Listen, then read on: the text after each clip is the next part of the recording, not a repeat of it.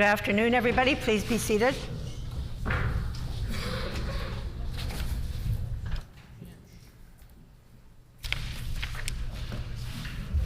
Routine proceedings, introduction of bills.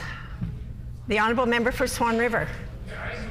Seconded by the Honourable Member from Portage-la Prairie that Bill number 244, the Ducks Unlimited Canada Day Act, Commemoration of Days, Weeks and Months Act amended, now be read for the first time.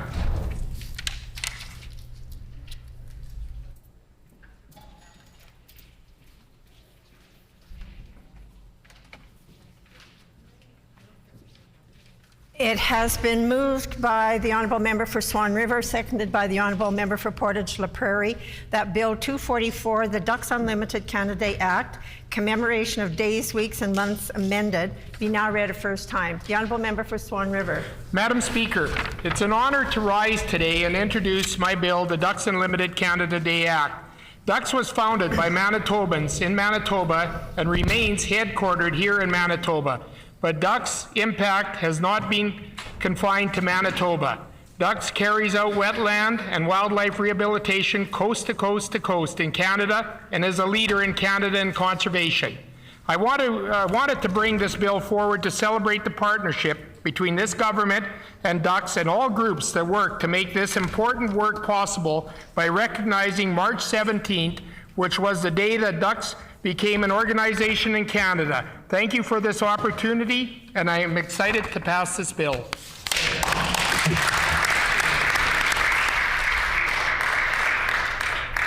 Is it the pleasure of the House to adopt the motion? Agreed? Agreed, and so ordered. Committee reports. Tabling of reports. The Honourable Minister of Education. Thank you, Madam Speaker. Madam Speaker, I'm pleased to table the Executive Council's response to the matters taken under advisement during Committee of Supply, April 4th, 2023. Further tablings of reports. The Honourable Minister of Seniors and Long-Term Care. Thank you, Madam Speaker. I'd like to table a report from the Committee of Supply, April 4th. Any further tablings? If not, I'm going to take a moment here to introduce you to some guests in the Speakers Gallery. I know they can't stay for very long, so I want to take this time to introduce them. I would like to draw your attention to the Speakers Gallery, where we have with us today board and staff members from Heart and Stroke: Diane Rusin, Waji Hall Mughal, Robin Jones Morell, Caitlin Archibald, Dale Oughton, Christine Hood, Dr. Nashida Singh, and Shannon Baylock. And on behalf of all honourable members here, we welcome you to the Manitoba Legislature.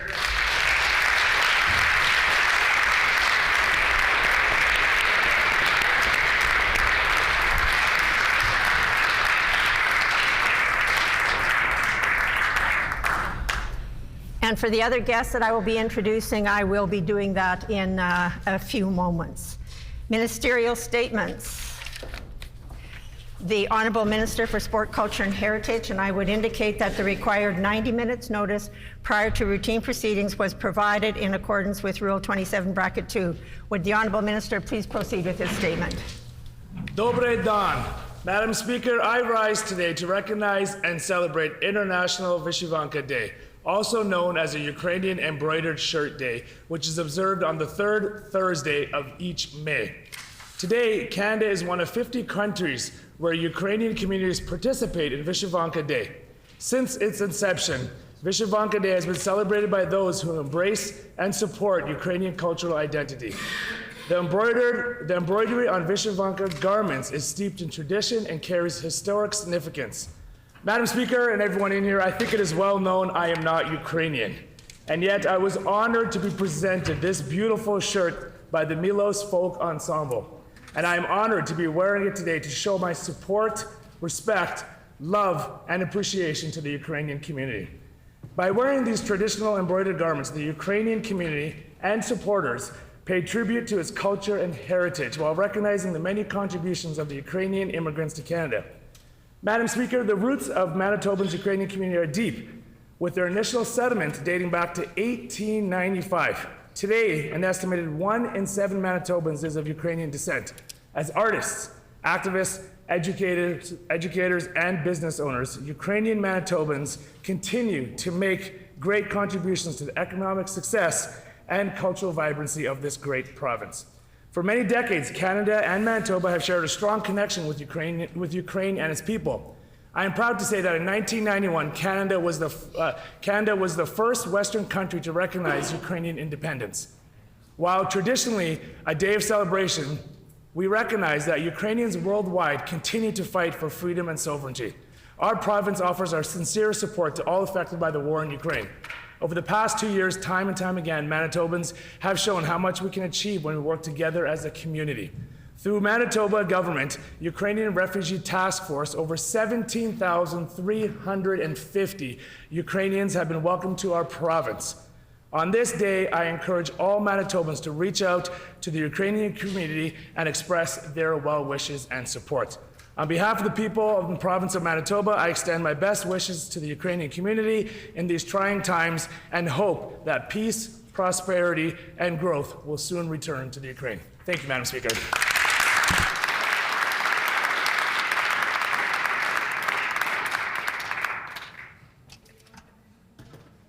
Honourable Member for Concordia. Happy Vyshyvanka Day, Madam Speaker. Vyshyvanka Day is a vibrant and cherished celebration that holds great cultural significance in the Ukrainian community worldwide.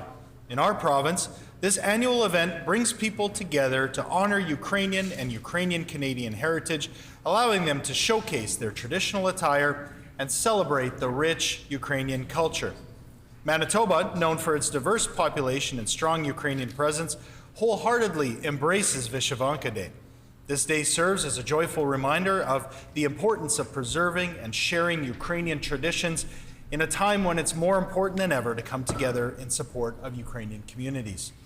Vyshyvanka Day is an opportunity to do just that. Stand in solidarity with Ukrainian Canadian communities and the numerous Ukrainian communities around the world against the violence of the Russian invasion, which has displaced so many people and families. The celebrations in Manitoba are marked by a variety of activities and events. Communities organize events such as concerts and exhibitions to showcase the artistic craftsmanship of Vyshyvankas and the cultural heritage they represent. Folk dances, traditional music, performances, and authentic Ukrainian cuisine further enhance the festive atmosphere, providing an immersive experience for both Ukrainians and non-Ukrainians alike. This day becomes a unique opportunity for Manitobans to learn about Ukrainian traditions, symbols, and the importance of preserving cultural heritage. Celebrating these traditions not only strengthens the bonds within the Ukrainian community, but also provides Ukrainian newcomers with a reminder of the commitment that Manitobans have made to supporting and celebrating our new friends, neighbors, and family members. We must use today to both welcome Ukrainian families and show that we support Ukraine's struggle against the devastating and protracted Russian aggression. Through vibrant festivities and educational initiatives, Vyshyvanka Day serves as a reminder of the importance of heritage and the value of cultural diversity in the rich tapestry of Manitoba's society. Today, we also have guests from Sisler High School, many of whom are Ukrainian newcomers, who join us in the gallery today for the celebration of Ukrainian culture in Manitoba. So I would like all of us to welcome those guests and thank you for this opportunity to put some words on the record. Madam Speaker, Slava Ukraini.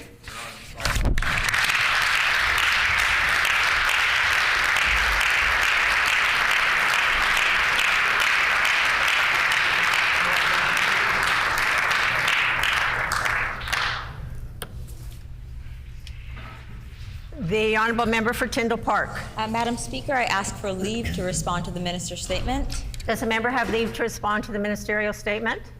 Leave has been granted. The Honourable Member for Tyndall Park. Thank you, Madam Speaker. I rise this afternoon to join my colleagues here in the House to celebrate Vyshyvanka Day. This is an important day to Ukrainians, descendants from Ukraine, and our larger community. I'm very grateful for our strong and growing presence of Ukrainian people here in Manitoba as they continue to make tremendous contributions in virtually all areas of life. Even in our North End, we are very proud of our Ukrainian Labour Temple. It's in the heart of our North End, and it's the only surviving labour hall that is associated with the 1919 general strike. This temple continues to be a great source of pride and a gathering place for the community. Now, Madam Speaker, the embroidered Vyshyvanka shirts and blouses represent the protection of the soul and resilience of Ukrainian people in the face of adversity.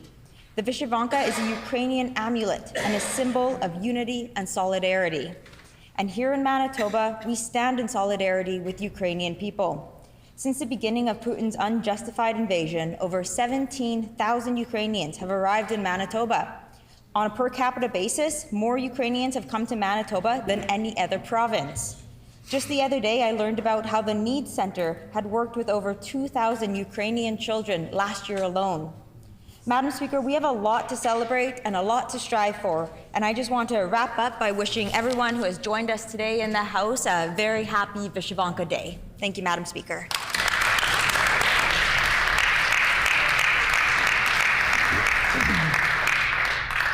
Member statements. The Honourable Minister of Municipal Relations. Dobry den, Madam Speaker, and I rise today attired in my Vyshyvanka shirt, a traditionally styled, embroidered shirt to proudly recognize and celebrate Vyshyvanka Day. This occasion's inception was in 2006, when Chernivtsi student Lesha Vroniak suggested to her colleagues that they all wear the Vyshyvanka shirts to celebrate Ukrainian culture.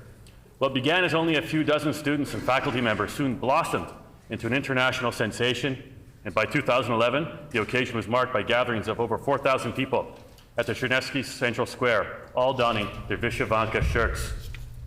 With 1 out of 7 Manitobans being of Ukrainian descent and an ongoing war in Ukraine, it is fitting that we celebrate Vyshyvanka Day here today at the Legislature. Manitoba has welcomed Ukrainians escaping the unjust invasion from Russia. And not unlike previous waves of Ukrainian immigration, today's Ukrainians are leaving their homelands to find a better life for themselves and their families right here in Manitoba.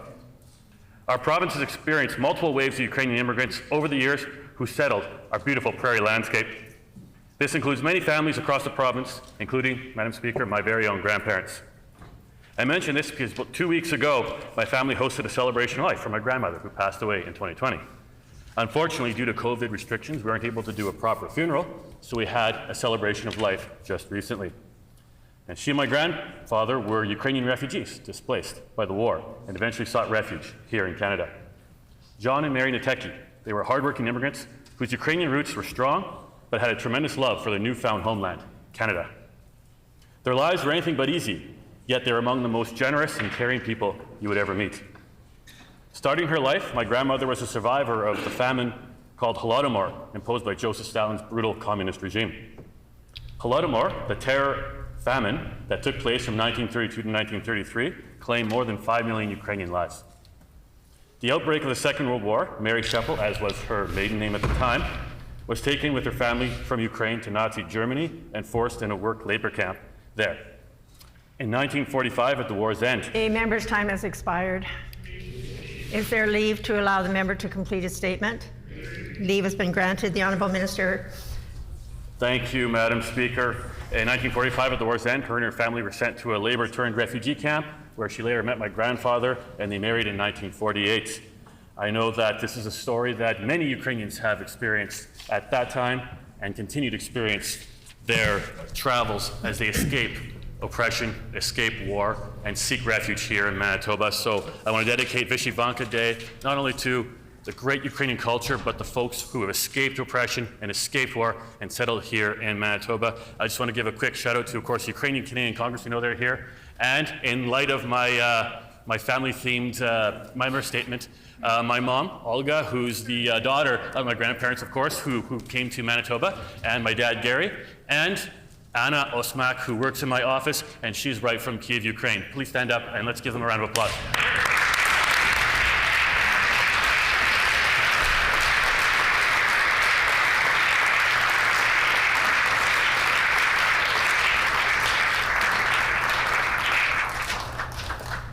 The Honourable Member for Wolseley. Speaker. I am so pleased to stand today to recognize the work of the MFL Occupational Health Center over the past 40 years. OHC is a unique facility providing information, training, medical assessment, and support to workers. It is the oldest labor-linked occupational health center and only one of a few in Canada. The idea for OHC grew out of concern that workers were not being properly informed about the risk of lead poisoning in local foundries. Planning for OHC began in May 1981 with the grand opening on April 8, 1983. OHC was created to help treat existing work-related conditions, prevent occupational-related illnesses, and provide a central location for occupational health information. Newcomer workers are often vulnerable to workplace injuries with low wages, few benefits, and little job security. They do not always know their rights as Manitoba workers.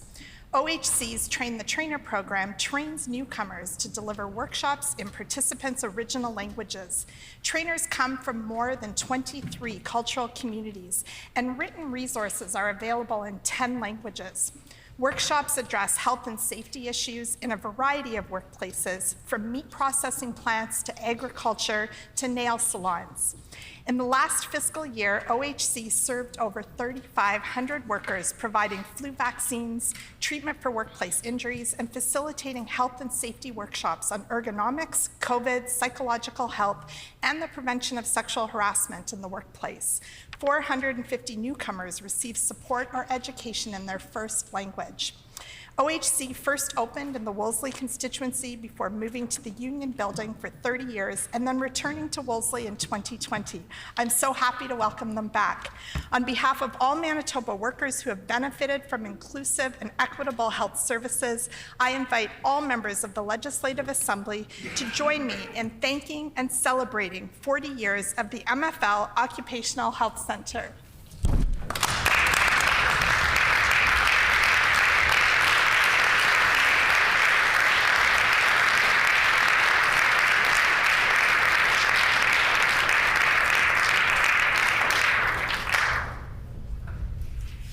The Honourable Minister of Advanced Education and Training.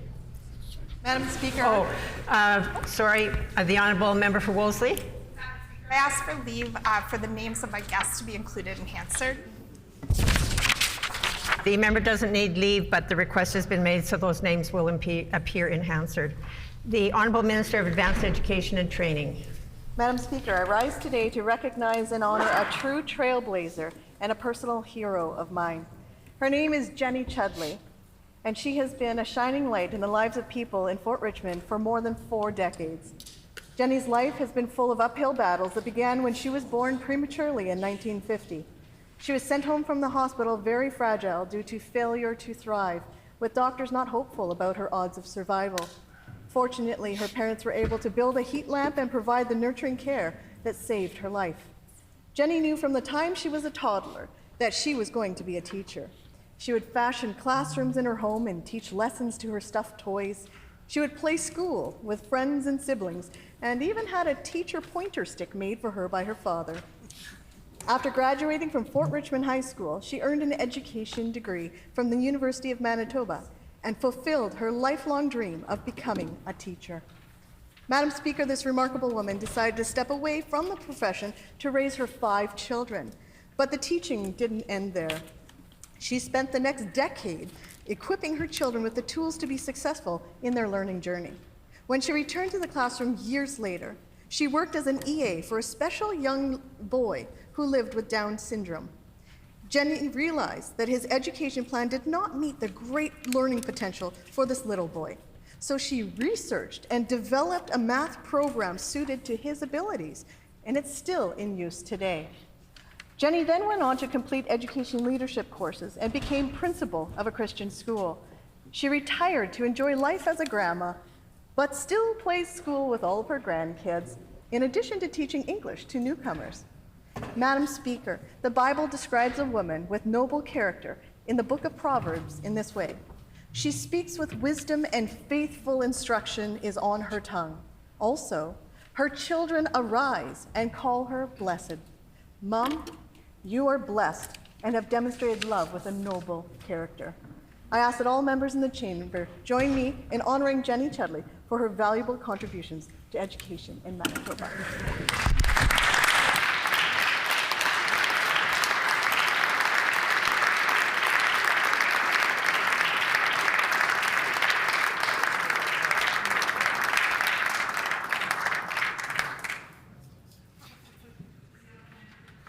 The honourable member for Concordia.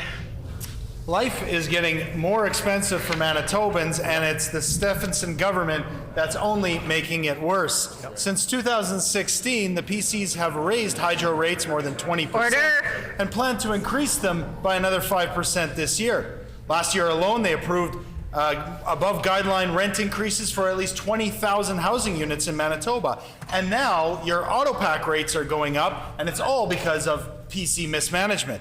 As of April 1st, rates went up because of the uncertainty created at MPI under the PC's watch. They've allowed costs for the IT upgrade known as Project Nova to grow out of control. We now know this boondoggle of a project has fallen years behind schedule and is $200 million over budget and counting. This is the direct result of mismanagement at MPI, led by the PC's handpicked board and CEO. Just this week, the PC appointed board chair quit after it was reported that the MPI CEO got 2 raises and racked up thousands of dollars in travel costs. The PCs know that there is chaos at MPI, and now they say they are launching a review of their mess. It's not a coincidence that this review will not be complete until after the election.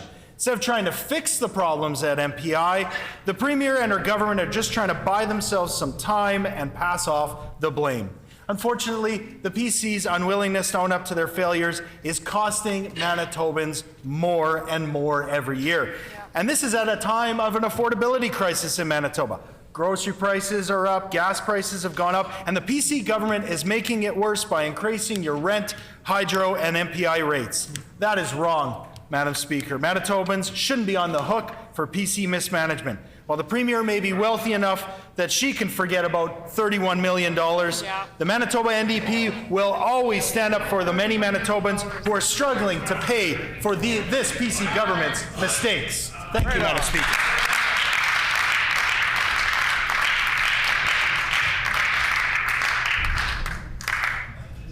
Order.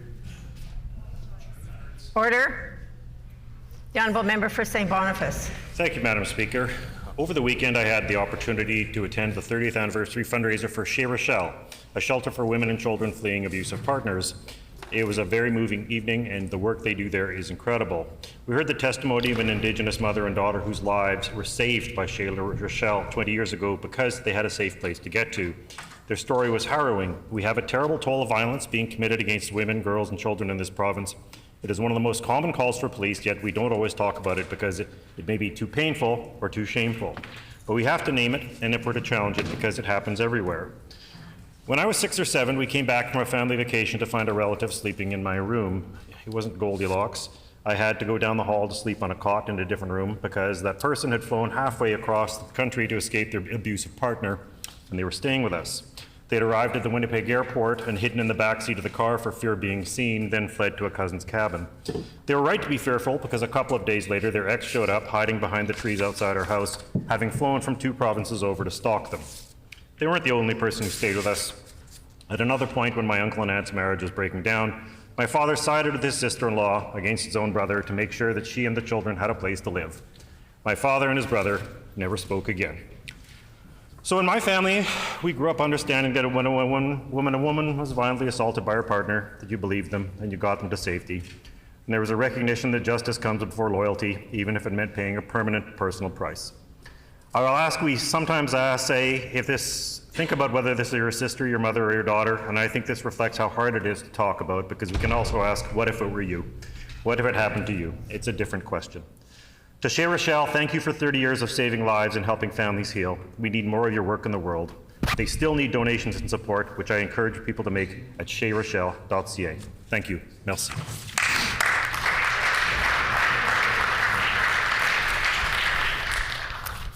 We have some further guests that I would like to introduce to you. The first guest I would like to introduce to you is sitting in the loge to my right, and that is Jerry Ducharme, the former MLA for Riel, and we welcome him back to the legislature.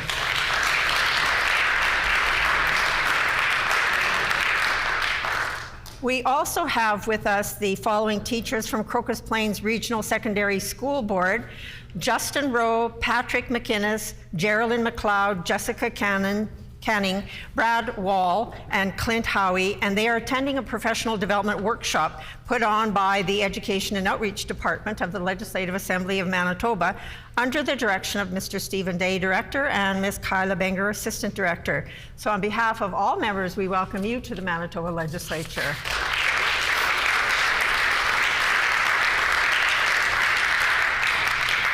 And we also have a number of guests from the PAW-UCN Law Enforcement class, who are the guests of the member for the PAW-Kamisak: Leanne Constant, Tracy Scott, Janet Michelle, Autumn Lother, Danielle Flett, Zoe Dumas, Patrick Stevenson, Edwin Pachinos, Anthony Zong Jr., Dylan Johnston, Jaden Young-Head, and we welcome you to our Manitoba Legislature.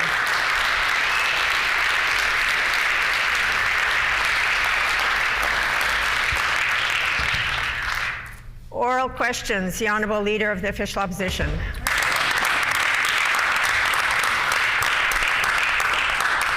The PCs have caused a crisis at Manitoba Public Insurance. It starts at the top, and it's a result of the mismanagement by this PC government, and it's costing you money. New internal documents that I will table show that a new agreement was signed with McKinsey in December of 2022 to address the $200 million in cost overruns at Project Nova. To be clear, this is an amendment to the previous agreement with McKinsey, and it is something that the government has not, as of yet, made public. The PCs also made a directive to MPI that any amendments to contracts need approval from, you guessed it, this PC government. Will the Premier tell the House if her government approved this amended agreement with McKinsey?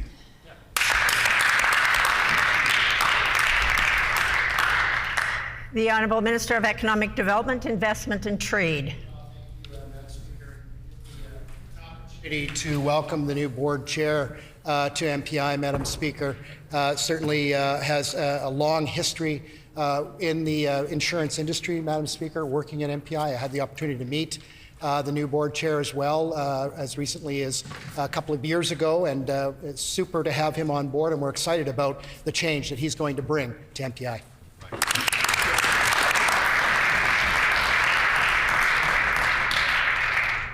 The Honourable Leader of the Official Opposition on a supplementary question.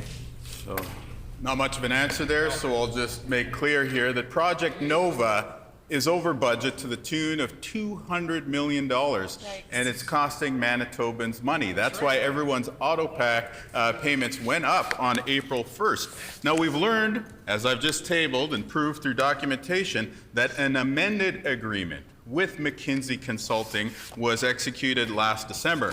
I'll also table these documents that show that McKinsey is asking the government to be paid millions of dollars in additional outstanding payments. The PCs need to tell the House if they will pay a company that is not delivering on the terms of the contract as we established in this chamber yesterday, according to internal MPI emails. Will the Premier tell the House if her government will approve millions of dollars in payments to McKinsey?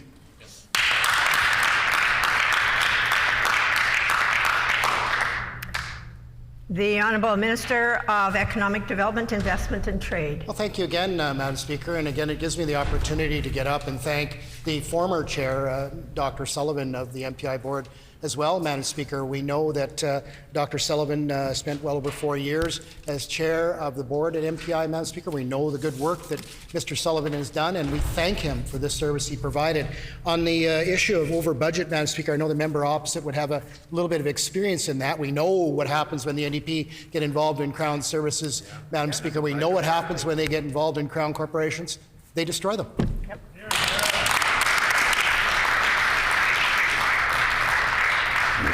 The Honourable Leader of the Official Opposition on a final supplementary. Let's be very clear that the chaos we're talking about happened during this minister's time in charge of MPI. Well, at least a large part of it. It actually continues under the Attorney General as well. We'll table the documents, approve the case next week.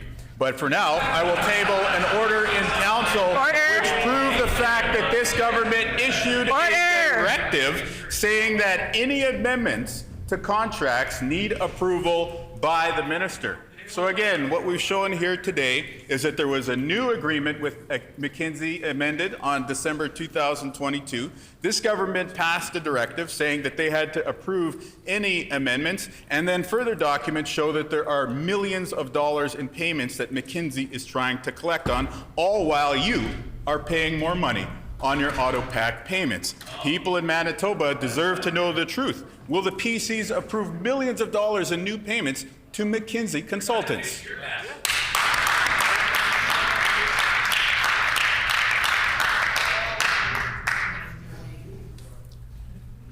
The Honourable Minister of Economic Development, Investment and Trade. Thank you again, Madam Speaker. And again, I'll remind the House and remind the member from Fort Garry that under the former NDP government, hydro rates and MPI rates continue to skyrocket under their watch, Madam Speaker. We know that they have no idea on business, Madam Speaker. We know that they have no worries about economic development. They think the money's just going to fall out of trees, Madam Speaker. As a matter of fact, let's talk a little bit about affordability and where MPI has helped Manitoba families, Madam Speaker. We know a rebate on May 20th was given for over $110 million to families right here in Manitoba. We know a second rebate on December 20th for $69 million was given to Manitoba families. That's helping Manitoba families. Here, here.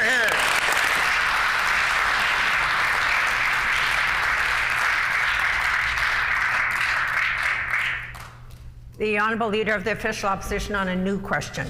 The cost overruns at Project Nova to the tune of $200 million became aware by this government while that minister was in charge of the MPI file. That's right. That's probably why he was taken off of that file, for the record. Now, at the same time, we've now learned that the PC government has passed a directive saying that any amended contracts need to be approved by this Premier, by this Cabinet. We now know that the McKinsey contract was in fact amended in December of 2022. And now McKinsey is trying to collect on payments for millions and millions of dollars. That's why everyone's auto-pack payments went up on April 1st of this year when they were supposed to get a rate reduction. The mismanagement of the PCs at MPI is costing you money. What Manitobans deserve to get a clear answer on today is this government going to approve these payments of millions of dollars to McKinsey? Yeah.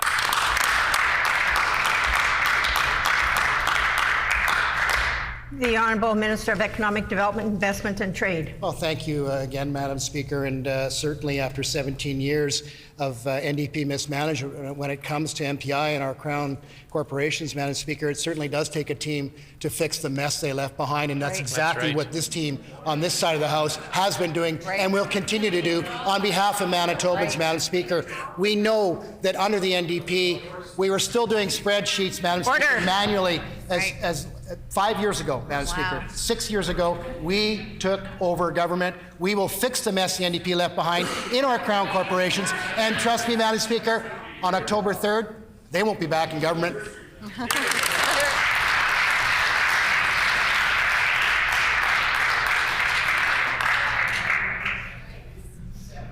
Order. Order. We have a lot of guests in the gallery. I'm going to ask for everybody's cooperation, please. The Honourable Leader of the Official Opposition on a supplementary question. Well, this goes beyond the $200 million in cost overruns that happened under this minister. The BC government has launched a class action lawsuit against McKinsey. Today, the federal government announces that it is going to join this class action lawsuit. It accuses McKinsey of reckless marketing to boost opioid sales. There's a drug crisis in this country, and McKinsey is accused of having caused deaths and long-lasting injury because of its work. Why is the Manitoba government considering paying millions of dollars in contracts to this firm? Can the Premier tell the House why she is paying millions of dollars to a company who has made the opioid crisis worse?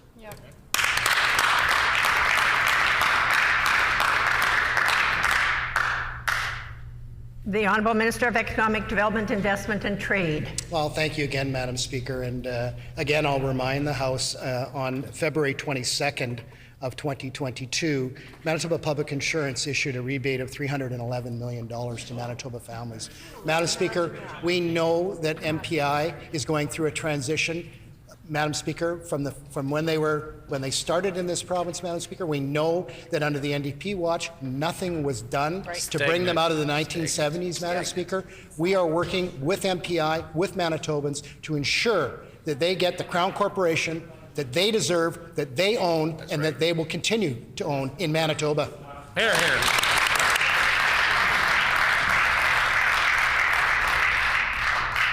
The Honourable Leader of the Official Opposition on a final supplementary. Madam Speaker, I want to provide some background on the company that the PCs have brought into work at MPI. McKinsey is accused of marketing opioids in a way that made the drug crisis worse. It's costing lives across our country, and they're accused of using false, reckless, and deceptive marketing campaigns in that work. McKinsey has already agreed to pay $600 million in the U.S. for its attempt to, and I quote, turbocharge, end quote, opioid sales. That's the record of the company that this Premier has hired and is now trying to give millions of dollars to. Will the Premier agree to stop payments to McKinsey and instead join the BC government in its lawsuit against this company to try and measure some amount of justice for the opioid crisis and its impacts in Manitoba?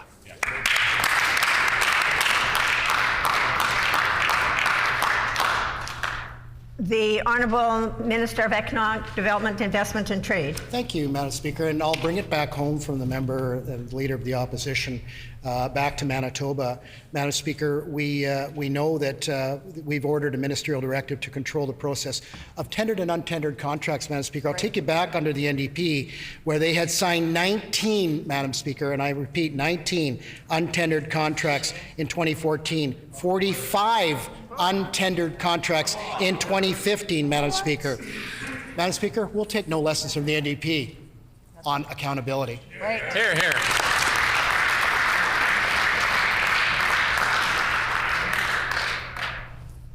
The Honourable Member for Wolseley. Thank you, Madam Speaker. On Tuesday, I had the privilege of supporting allied healthcare workers on the steps of this legislature as they rallied to ask this government for a fair deal. They have had their wages frozen for over 5 years, Madam Speaker. Some, like mental health and addiction counselors, have been waiting for over 6. This government doesn't want to take responsibility for how they have disrespected healthcare workers, but we know they could help if they actually wanted to. Will the minister give allied health workers a fair deal today?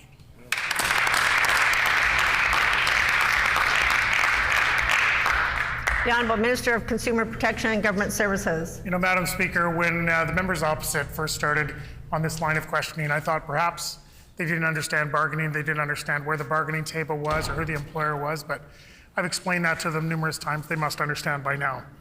Then I thought maybe they didn't understand that asking these kinds of questions would disrupt the bargaining process, would be unhelpful to the bargaining process and towards getting an agreement. But I've explained that to them multiple times. So they must understand by now. What's left? Why are they asking these questions?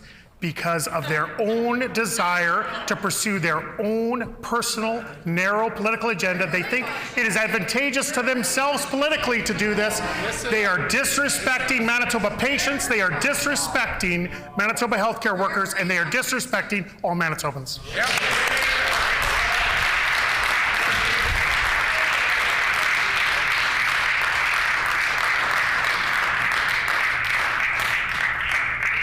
The member's time had expired, and I am going to call the member for St. John's to order, please. The Honourable Member for Wolseley on a supplementary question. Well, Madam Speaker, it is not a secret that the NDP is the party for workers, and that the NDP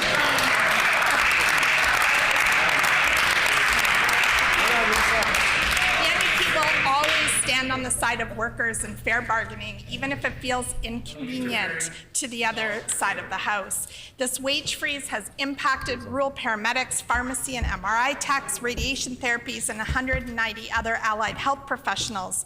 But this government has done nothing. They have forced allied healthcare workers to vote 99% in favor of a strike mandate, despite having promised to complete all wage contracts settlement by the end of the last fiscal year.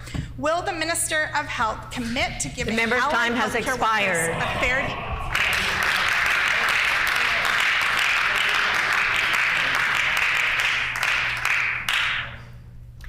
The Honourable Minister of Consumer Protection and Government Services. Madam Speaker, I believe I've also explained numerous times to this member that every agreement that has been achieved within the healthcare field has included retroactive pay increases, compounding pay increases. I expect that this agreement will too. So what we can see is this line of questioning is really just a desperate attempt to distract from the record and the legacy of their leader.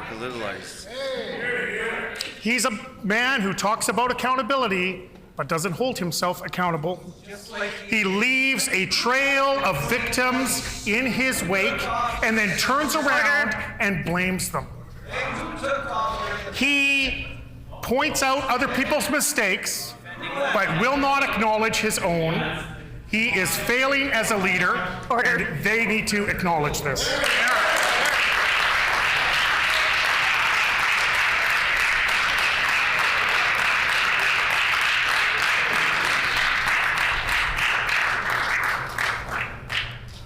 The member's time had expired, and I am going to call the member for Transcona and the Minister of Education to order. The Honourable Member for Wolseley on a final supplementary. Thank you, Madam Speaker. Allied healthcare workers have provided an unprecedented mandate, voting 99% in favor of strike action. Neither the Minister of Health or the Minister of Labour has ever stood up in this House to answer questions that I have been asking week after week for the last 3 weeks on this issue. Workers have had enough of PC government cuts, broken promises, and disrespect. This government promised to complete all wage contract settlements by the end of the 2022 fiscal year, but allied healthcare workers are still waiting. A 5-year wage freeze during a cost of living crisis is shameful. Will any minister stop deflecting, take responsibility, and give allied healthcare workers a fair deal today? Great job.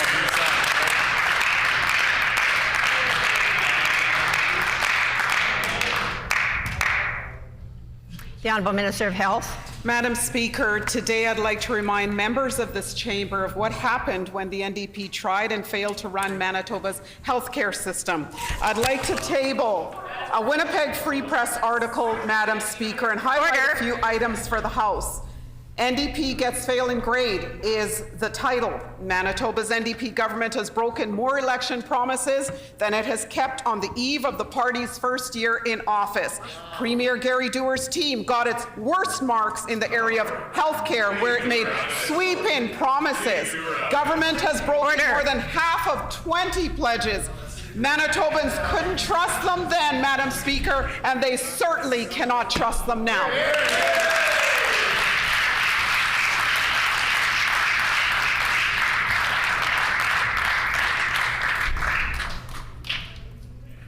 The Honourable Member for Kuwait-Nook. Thank you, Madam Speaker. We've heard from Lake Winnipeg fishers, and they're not happy with this government. It is clear that the PCs are not listening to their concerns and that the Minister's Department is not working with our fishers on decisions that directly affect the commercial fishing industry and the livelihood of our commercial fishers. Like allowing for year-round recreational fishing, which commercial fishers say the PCs did not consult with them at all. That's just yet another example of disrespect from this PC government. Can the minister explain why is his government claiming to properly consult commercial fishers when clearly this is not the case?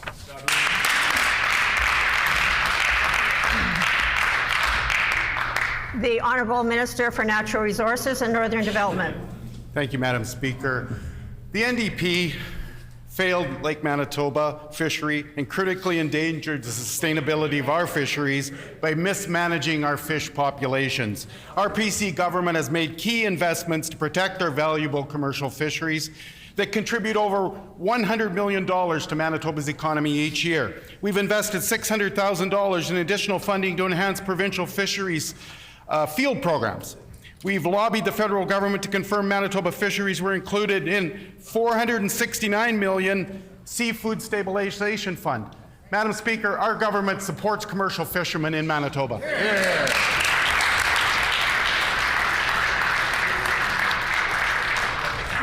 The honourable member for Keewatin on a supplementary question. Thank you, Madam Speaker. And I remind the Minister, we're talking about Lake Winnipeg here. Commercial fishing is a key economic driver here in Manitoba. Many families rely on it for their livelihoods. That's why it is so important that the PC government listen to fishers and hear their concerns. That's why commercial fishers were so disappointed that the PCs changed the rules to allow for year-round recreational fishing without consulting them. Commercial fishers worry this will threaten fish population and impact their livelihoods. Can the Minister explain why is he yet again ignoring commercial fishers' fishing concerns?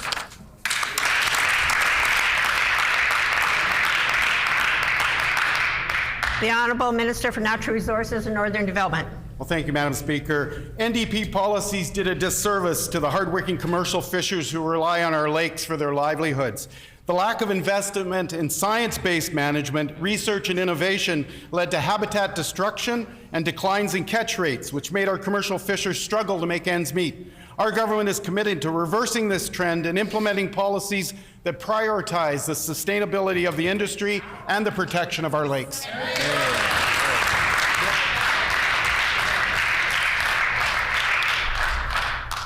The honourable member for Keewatin on a final supplementary. Thank you, Madam Speaker. Nowhere in those answers did the Minister talk about consulting commercial fishers, and that's why they feel disrespected by this piece of government.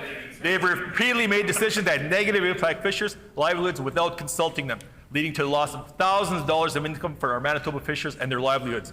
And now fishers are worried the PC's changes to recreational fishing will harm fish population and hurt conservation efforts despite the PC claims. Can the Minister explain why he didn't consult fishers on these changes, despite the huge negative impact that this will have on their livelihoods and their incomes?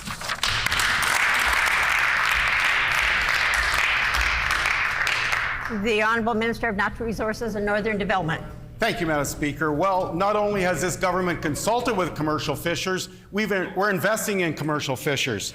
We've invested $5.4 million to buy back quotas for the Lake Winnipeg fishery, resulting in $520,000 kilogram of fish staying in the lake each year, ensuring its sustainability. We've invested $175,000 in fish futures to collect critical fisheries data. We've also invested $2.5 million to establish and implement programs that support the sustainability and certification of Manitoba fisheries in partnership with the Institute of Sustainable Development. There.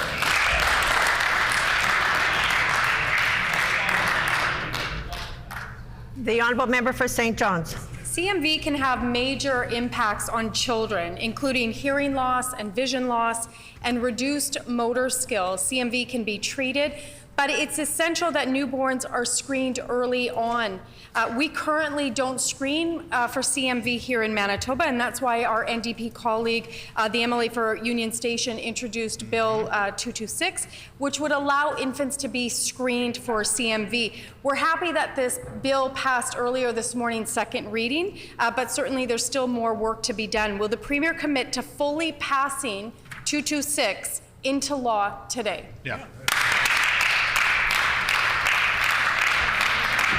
The Honourable Minister of Health. Madam Speaker, on this side of the House, we stand with families, we stand with parents, and we stand with children. That is why the bill has passed through the phase it did this morning. That is why our government added Trikafta to the provincial formulary and expanded it last year to include children 6 years and older, because we stand with the young people and the children here in this province.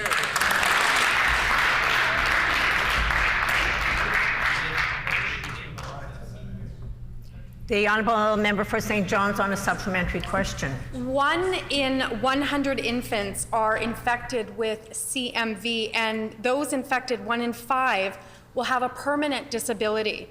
For years, a Winnipeg father, Rob Tatro, has advocated for Manitoba to screen CMV, and he said, and I quote, "It's been incredibly frustrating dealing with the government," end quote. Thankfully, Bill 226 passed second reading today, which means we're one more step closer to screening for CMV here in Manitoba. Will the Premier and the Health Minister commit to fully passing Bill 226 today? Yeah. The Honourable Minister of Health. Madam Speaker, the opposition House Leader knows that there's a process in this legislature for the passing of bills. Pleased that Bill 226 is passed second reading, and I look forward to further discussion on this bill.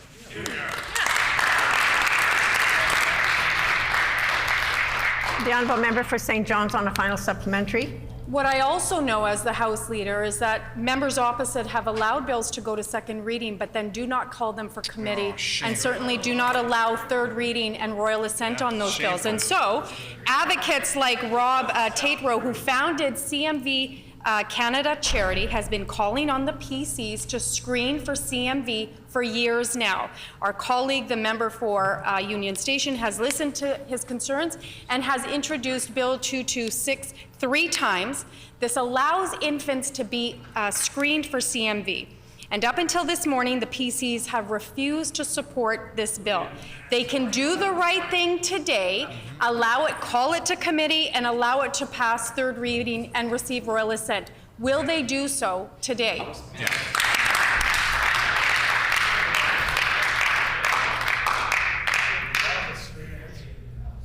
Order.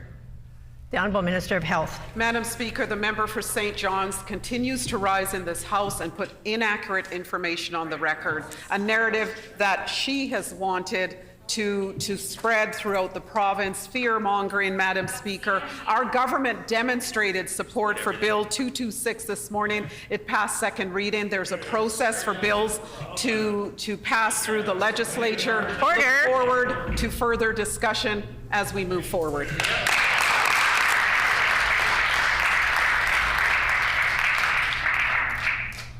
The Honourable Member for Notre Dame. Madam Speaker, Manitobans deserve to be safe at work, both physically and psychologically. The Workers' Compensation Board recently expanded compensation coverage to include psychological injuries caused by traumatic events and prolonged excessive workloads. But this PC government continues to lag behind other provinces on solidifying these crucial protections in law. Manitobans need these protections, and they need them now. Will this government commit to making legislative changes to ensure all Manitoba workers are protected from workplace psychological injuries?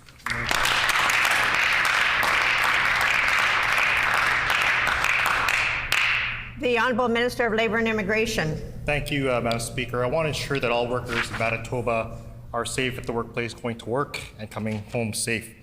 No worker should suffer a workplace injury, illness, or death. I commend the work of the Workers' Compensation Board, having recently met with the WCB Chair, Michael Ware, and President and CEO, Richard Deacon.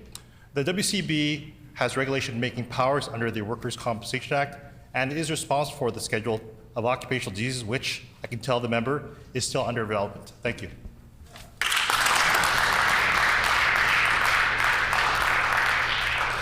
The Honourable Member for Notre Dame on a supplementary question. Madam Speaker, traumatic events, extreme stress, toxic workplaces, and burnout from the prolonged stress of an excessive workload can impact workers' psychological well-being. This PC government has lagged behind on many crucial protections for workers, and they have made life harder for workers across the province. Workers have been pushing this government to expand WCB coverage to include mental health injuries for years.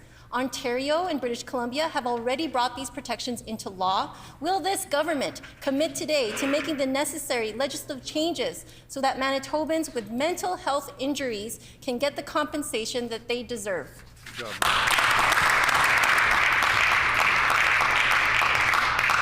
The Honourable Minister of Labour and Immigration. Thank you, Madam Speaker. I want to ensure that our government continues to make it a priority that we steadfast in our ongoing commitment to continue working with our partners in labour and management to improve occupational health and safety policies, procedures, and conditions in the workplace.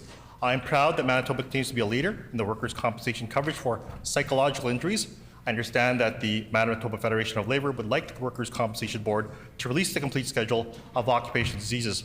I also understand that WCB has been in constant communication with the MFL about the status of occupational disease schedule that will be complete by the end of June. I wish the member opposite and the MFL be patient and let this important process unfold. Process, Madam Speaker.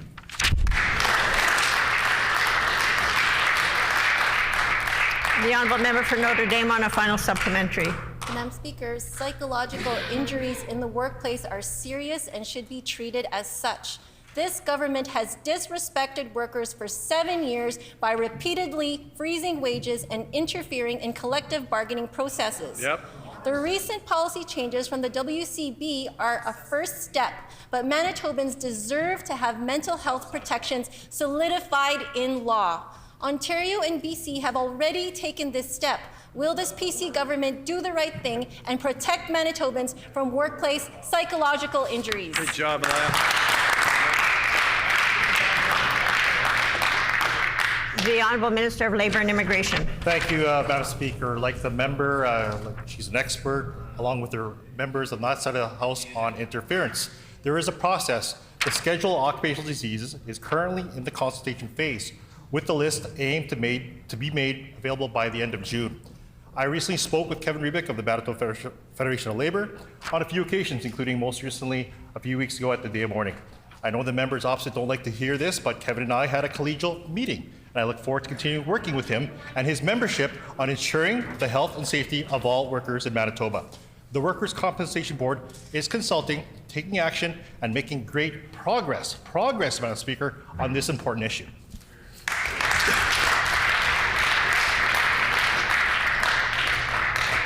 The honourable member for St. Boniface. Thank you, Madam Speaker. We're hearing that cancer patients in northern Manitoba are no longer able to get compounded medications from local pharmacies. In some cases, they're having to wait over a week for relief for medications to be shipped to their community that used to be prepared locally. This is the opposite of care closer to home. According to the list of pharmacies that provide compound medications from the website of the College of Pharmacists of Manitoba, there are only 4 pharmacies that now do so, 3 in Winnipeg and 1 in Brandon, outside of hospitals. When the PCs keep centralizing and concentrating more and more control and services in Winnipeg, it means extra costs and inconvenience to rural and northern communities, and this is a health and safety issue. Will the Premier allow hospital pharmacies in the north to fill prescriptions for compound medications so that local cancer patients don't have to wait in pain for the medication they need? The Honourable Minister of Health. Madam Speaker, we are always, as a government, seeking to expand care to make it available to Manitobans close to home, and pharmacy and the dispensing of drugs will be no different, Madam Speaker. We are having a lot of discussions related to the Clinical and Preventative Services Plan, and I'm certain that that is on the agenda to be discussed. But Madam Speaker, I want to take a moment to just congratulate the College of Pharmacy's first PharmD class, which is made up of 54 graduates, Madam Speaker. As we're here in the House this afternoon, they are receiving their graduation certificate. PharmD is a 4-year undergraduate doctoral program that focuses on clinical practice, experiential learning, and pharmaceutical sciences. Congratulations.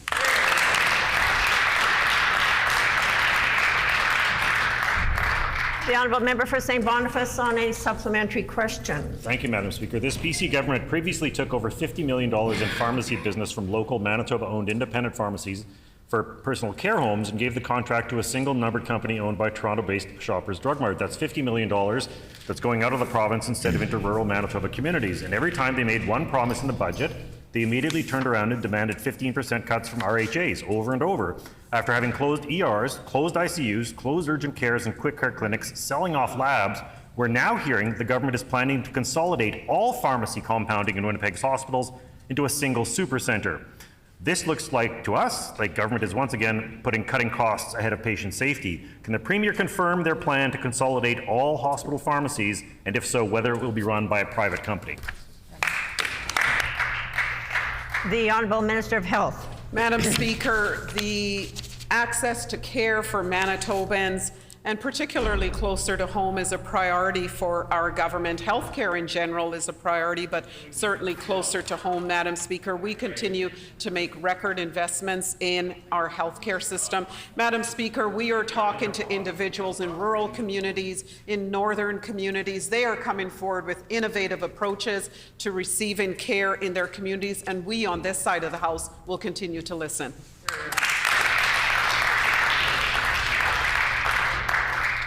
The honourable member for Tyndall Park. Thank you, Madam Speaker. Concerns have been raised that the International Baccalaureate program at Miles Macdonald Collegiate is going to be closed down because of financial burdens on the school. I table an article from yesterday's Free Press. This program is important as it has an international reputation as a 2-year rigorous program that results in personal and academic development and, upon successful completion, a globally recognized diploma. There are dozens of commitments from doctors, professors, and professional grads to help with an endowment fund to ensure the continuation of the program. Will the minister responsible meet with those who are from the school division to ensure the program can continue? The Honourable Minister of Education. Thank you, Madam Speaker. And you know what? I'm going to thank the member for bringing up this very important topic, because it gives me an opportunity to talk about the $100 million which has been given to the K-12 system just this year alone, a 6.1% increase, Madam Speaker. The River East Transcona School Division, Madam Speaker, received $11 million more this year, Madam Speaker. That's more, not less. And the member knows that school divisions are run by elected trustees, and so those trustees, with their school community, makes those priority decisions for what's best for their community. I agree with the member.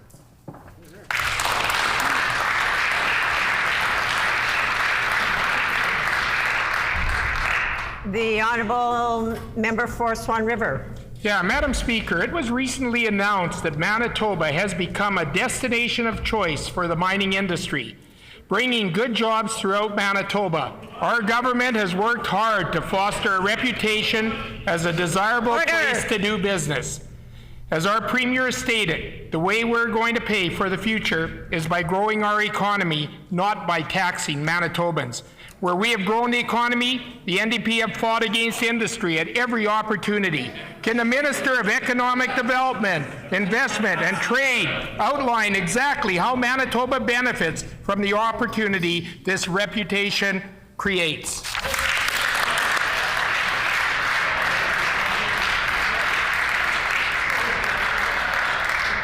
The Honourable Minister of Economic Development, Investment and Trade. Order. Thank you, Madam Speaker, and I'd like to thank the member from Swan River for that question. Madam Speaker, Manitoba recently jumped from 32nd to 14th in investment attractiveness from the Fraser's Institute survey of mining companies. Manitoba saw $170 million in exploration expenditures last year alone, which marks the highest level of investment in the history of Manitoba. Madam Speaker, it's unfortunate that the members opposite continue to heckle me, but they should listen. Not sure they share the same vision. Their leader proudly signed the LEAP manifesto, and he's retained a campaign manager that has expressed resource extraction is a blight on our economy. Madam Speaker, the only blight on our economy is the No Development Party opposition to economic development.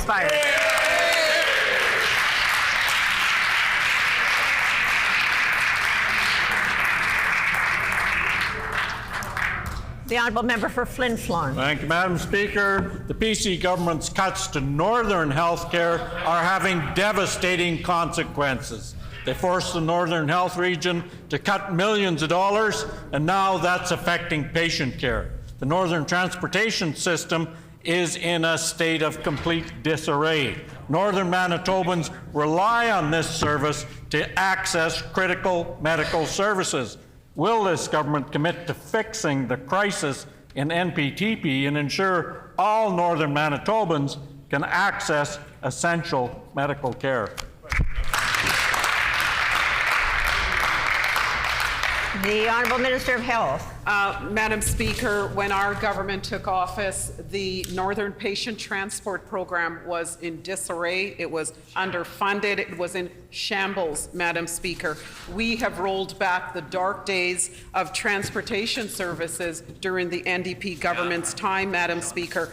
We are making record investments in Northern Regional Health. We care deeply about our northern communities, and we will continue to sit with stakeholders from the north at the table of solutions, Madam Speaker.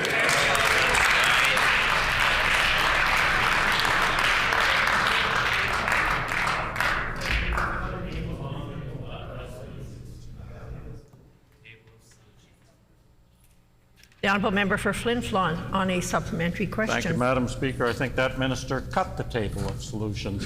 PC governments have forced Northern Health Region to cut millions of dollars, and Northern Manitobans are suffering. They privatized Lifeline, and Northern Patient Transportation Program has been completely unreliable under this government. Northern Manitobans need access to essential health care. It's their constitutional right. Will this government change course, stop the cuts, and commit to fixing things like the Northern Patient Transportation System?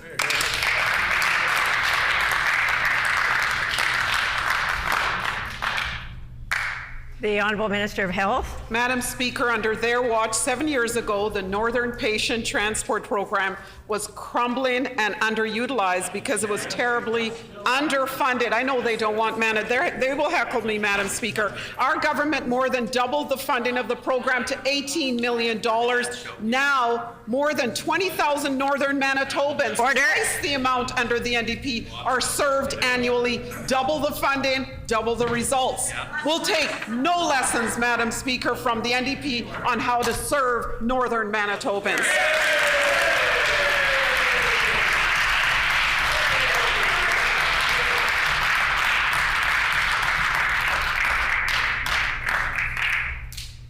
The honourable member for Flin Flon on a final supplementary. Thank you, Madam Speaker. On Tuesday, I spoke about a gentleman by the name of Vince Guy, Thompson man, who has been unable to leave his bed, apart from medical appointments, for the past 4 years. Vince was supposed to have a surgical consultation in Winnipeg in early April, but go figure, proper transportation was not arranged to get him there. He missed the appointment. This is unacceptable. This minister's answers about northern patients, northern patient transportation are also unacceptable. Will this government stop their cuts to northern health, fix the problems that they have created with the Northern Patient Transportation Program, and actually get care closer to home for Manitobans in the north?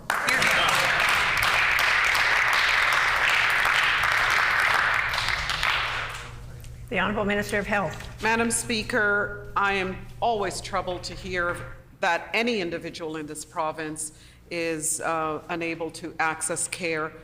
I wonder if the member for Flin Flon told his constituent about their dark days when the Northern Patient Transport Program was underfunded, crumbling, and individuals were unable to get access to the care that they needed. Madam Speaker, order. I know members opposite don't want Manitobans to know the truth, Madam Speaker, but the truth is exactly what I'm here to share with Manitobans, that under their watch, the Northern Patient Transportation Program was crumbling. We have turned around the dark days under the NDP.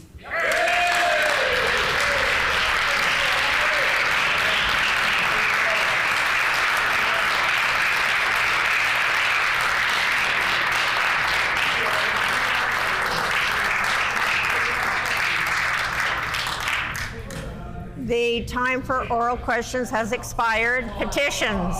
The Honourable Member for Transcona. Thank you, Madam Speaker. I wish to present the following petition to the Legislative Assembly.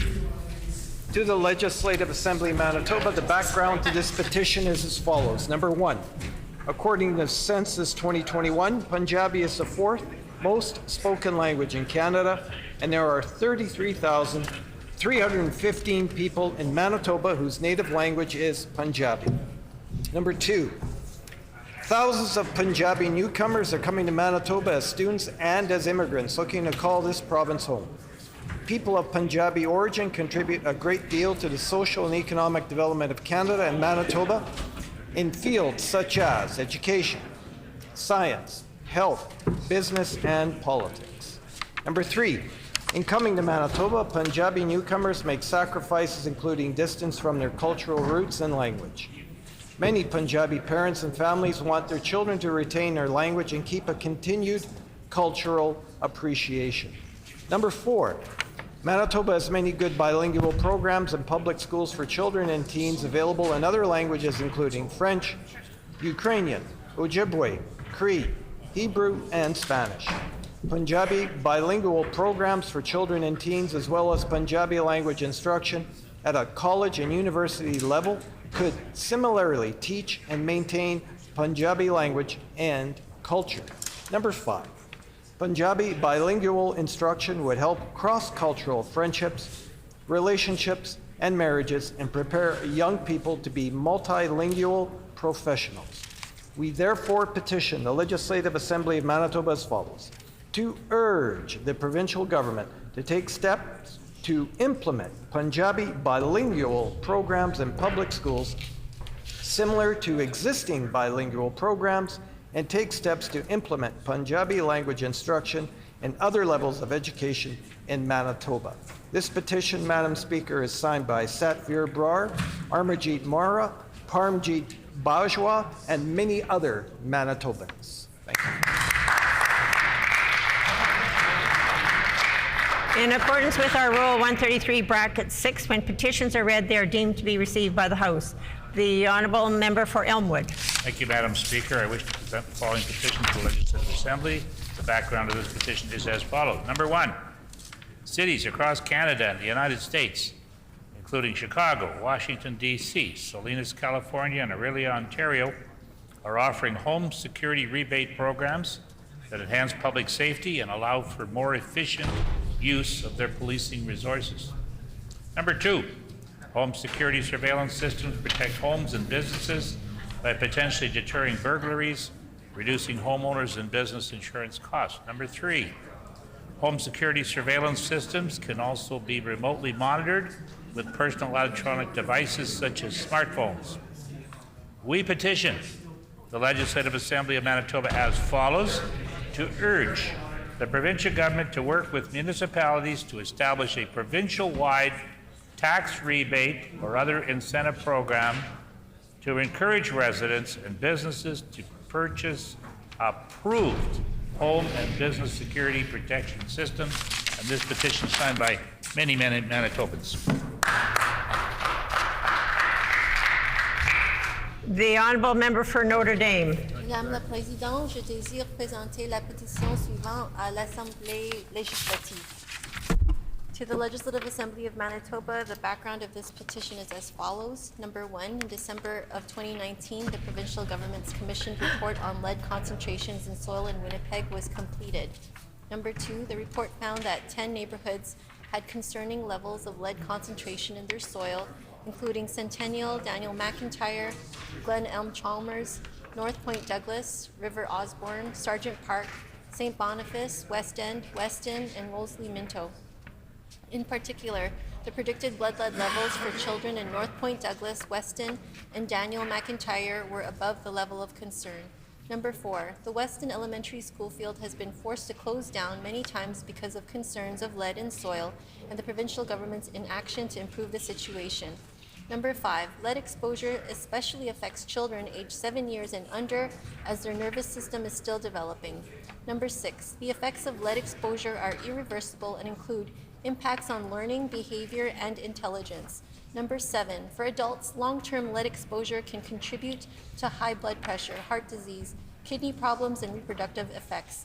Number 8, the provincial government currently has no comprehensive plan in place to deal with lead in soil, nor is there a broad advertising campaign educating residents on how they can reduce their risks of lead exposure. Number 9, instead, people in these areas continue to garden and work in the soil, and children continue to play in the dirt, often without any knowledge of the associated risks. We petition the Legislative Assembly of Manitoba as follows: to urge the provincial government to take action to reduce people's exposure to lead in Winnipeg and to implement the recommendations proposed by the provincial government's independent review, including the creation of an action plan for the Weston neighborhood, developing a lead awareness communications and outreach program, requisitioning a more in-depth study, and creating a tracking program for those tested for blood lead levels so that medical professionals can follow up with them. This has been signed by Carol S. Lukban, Feliciana Cruz, Jana Cruz, and many other Manitobans.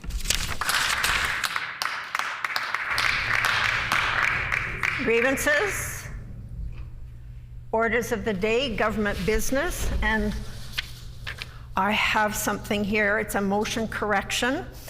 On Wednesday, May 17th, 2023, there was a procedural irregularity when the Honourable Minister of Transportation and Infrastructure moved the concurrence and third reading motion for Bill 21, the Highway Traffic Amendment Act. To ensure that our procedures have all been followed correctly, I'm asking the House for leave to allow the Minister to move the motion again now and for the House to deem that this action occurred yesterday. Is there leave? Leave has been granted. The Honourable Minister of Transportation and Infrastructure. Well, thank you, Madam Speaker. Madam Speaker, I move, seconded by the Honourable Minister of Mental Health and Community Wellness, that Bill number 21, the Highway Traffic Amendment Act, reported from the Standing Committee of Legislative Affairs, be concurred in and now read for the third time and passed. Thank you.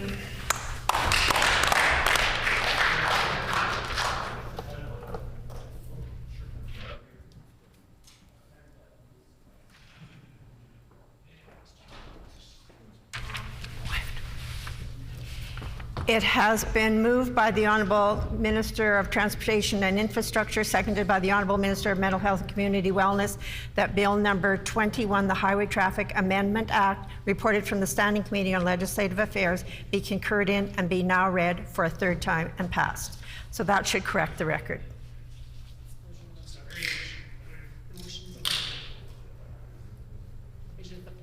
Is it the pleasure of the House to adopt the motion? Agreed? Agreed, and so ordered. The House will now, or the Honourable Opposition House Leader? On House business, pursuant to Rule 78(4), I am tabling the official opposition list of government ministers to be called for the next sitting of the Committee of Supply to consider the concurrence motion. The following ministers shall be called: Department of Advanced Education and Training, Department of Agriculture, Department of Consumer Protection and Government Services, Department of Economic Development, Investment and Trade, Department of Education and Early Childhood Learning, Department of Environment and Climate, Department of Families, Department of Finance, Department of Health, Department of Indigenous Reconciliation and Northern Relations, Department of Justice and Attorney General, Department of Labor and Immigration, Department of Mental Health and Community Wellness, Department of Municipal Relations, Department of Natural Resources and Northern Development, Department of President of the Executive Council, Department of Seniors and Long-Term Care, Department of Sport, Culture and Heritage, Department of Transportation and Infrastructure. These ministers will be questioned concurrently. That's all? The House will now consider the Opposition Day motion of the Honourable Member for Concordia. I will now recognize the Honourable Member for Concordia. Thank you very much, Madam Speaker. I move, seconded by the Honourable Member for Notre Dame, that the Legislative Assembly of Manitoba call on the provincial government to condemn Brian Pallister's healthcare cuts for the damage caused to Manitoba's healthcare system.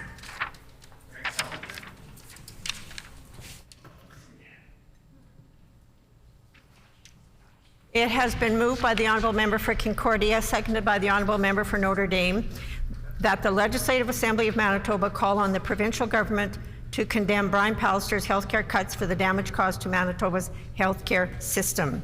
The Honourable Member for Concordia. Thank you very much, Madam Speaker. I appreciate the opportunity to bring forward this Opposition Day motion to discuss and debate this important issue. Brian Pallister's legacy as a premier was destruction of our healthcare system in a time when we needed strong public healthcare the most. Now, this is not a controversial statement, Madam Speaker. Of course, Manitobans know this to be true, and if members opposite would go out and knock on some doors and talk to Manitobans, they would certainly hear that message over and over and over again at the doorstep. Of course, if they spent any time listening to our healthcare, frontline healthcare heroes, such as the allied healthcare workers who were on the steps of this legislature not 2 days ago, they would have heard that message loud and clear from them. If they would have talked to nurses in our healthcare system, they would hear that message loud and clear. They would know this to be true. But of course, they don't talk to those workers. They don't talk to Manitobans. They know the truth, though, and they know that their legacy will be of cuts. Now, I say it's not controversial, not just because Manitobans know this, healthcare workers know this, the opposition, of course, stands with those folks and knows this, but in fact, it's this government now who's trying their level best to run away from that record and pretend, well, that didn't happen, that wasn't us. That was Brian Pallister. We're completely different. We're totally different. We're going to be we've seen the light and we've completely changed course. That's what they think Manitobans are going to buy when they try to sell it to them at election time. But we know that these are just words. This is more words from a government that's desperate to distract from their record, that's trying to dodge any accountability in healthcare for the damage that they've done, and they'll do absolutely anything to try to convince Manitobans that those PCs before were different. We're different PCs. It's all the same people, of course, in that caucus and cabinet, but we're different. We're going to be totally different. Manitobans know better. And why do they know better? Because they're seeing every single day the impacts in their own communities and in their own lives what a weakened healthcare system looks like and the impacts that it has.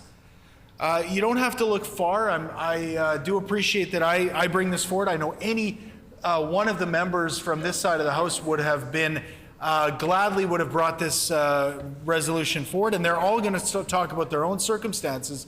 But I do believe that the northeast part of our city has been hit disproportionately hard by the cuts from this PC government. And I say that, of course, because we were among the first to see just how far this government was willing to go when it comes to cuts for austerity. Concordia Hospital, a hospital that has been at the forefront in this province and across the country in terms of delivering quality health care, often ranked among one of the best in delivering health care in our country, and a place that, I might add, Madam Speaker, saved my life, literally saved my life when I was under 5 years old. And I have the scar. I'm happy to show any member of this House anytime they want to see the 4-inch scar that I carry around every day, reminding me of how that hospital, which was just down the street from me because I grew up in that neighborhood, was able to save my life. Had it been any further away, I wouldn't be here, Madam Speaker. And so I'm going to go every single day and I'm going to talk about how important it is to have that local health care solution. But Concordia was just one of 3 emergency rooms that were closed, an urgent care center that served an in-need population right here downtown. And this was just the beginning. This was just the opening salvo, so to speak, of this government's cuts to the healthcare system. We saw, of course, that that continued on. We know that the cuts continued with 18 ICU beds that were lost. This was, of course, before the pandemic. 18 ICU beds that were cut.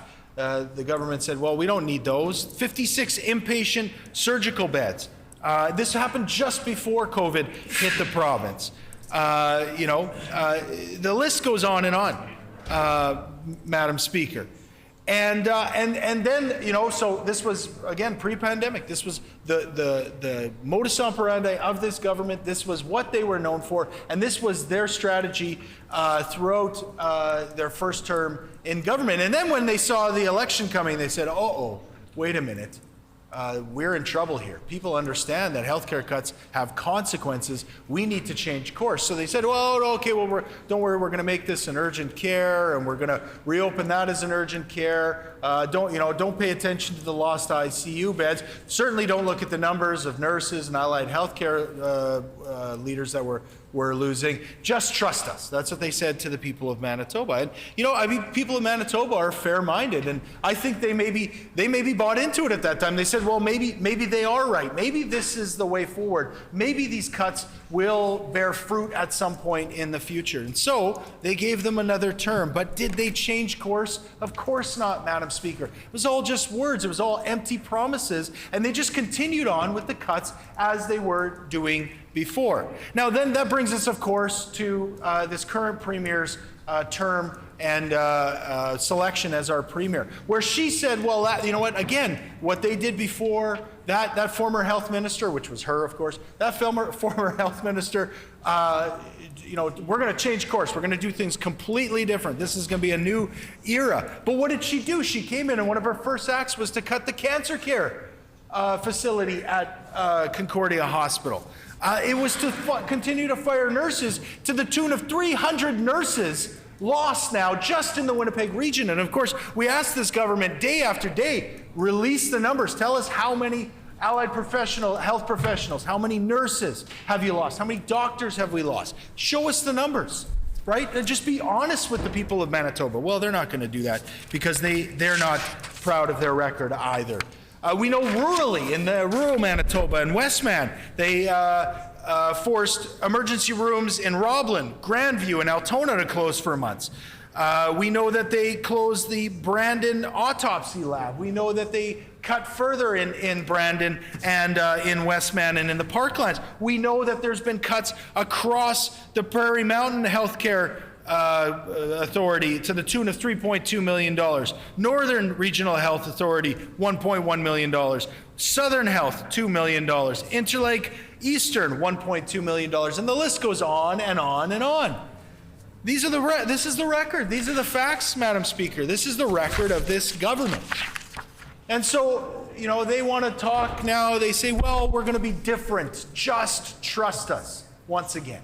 The people of Manitoba have lost all trust and all faith in this government. And they're going to find this every day when they go on knock on doors. So I encourage them, you know, a few of the members here are sitting here, maybe sweating a little bit, knowing that, of course, the candidates that are running against them are knocking on doors. Yeah. But I encourage them to do the same. Maybe ask the whip, can I go and knock on doors this afternoon? Go talk to the people of Manitoba, see what they have to say. And I know what they're going to say. They're going to say, we are different. You know, that previous government, the Pallister government, that's not us. We're totally different. We're going to be totally different. Well, here's the opportunity, Madam Speaker. Here's the opportunity for every member opposite to stand up and say, you're right. You know what? That previous government, they were wrong. Healthcare cuts hurt. Cuts have consequences. We understand that. And they say, okay, well, you're right. We won't cut anymore. Stand with us then. Vote for this particular Opposition Day motion. You know, show us where your allegiance lies. Does it lie with Brian Pallister? Does it lie with a previous government who had only one singular vision, and that was to cut?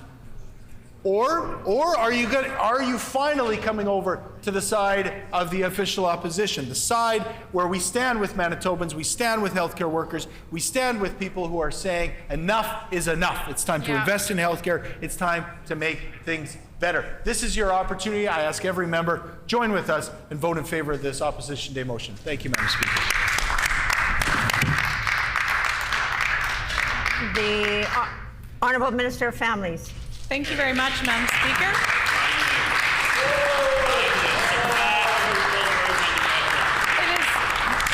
It is a pleasure, Madam Speaker, to put some words on the record and actually put some facts on the record about our government's track record and our government's investments in healthcare. But first of all, I do just want to pick up on a few things that my friend from Concordia said when he talked about choosing sides, you know, and he very quickly glossed over his side and his record on healthcare. So let me just remind the House first and foremost, but I know my friend, the Minister of Health, had already tabled a rather scathing article about the previous government's record in healthcare. And let's all go back to 1999 when Gary Dewar had made a promise that he had absolutely no intention, no possibility of ever fulfilling. And of course, he did break that promise. He said he was going to fix healthcare and end hallway medicine in 6 months with $15 million, which he did absolutely no such thing. And then articles had came out pursuant to that showed that not only did he not fix healthcare, but he broke it even further.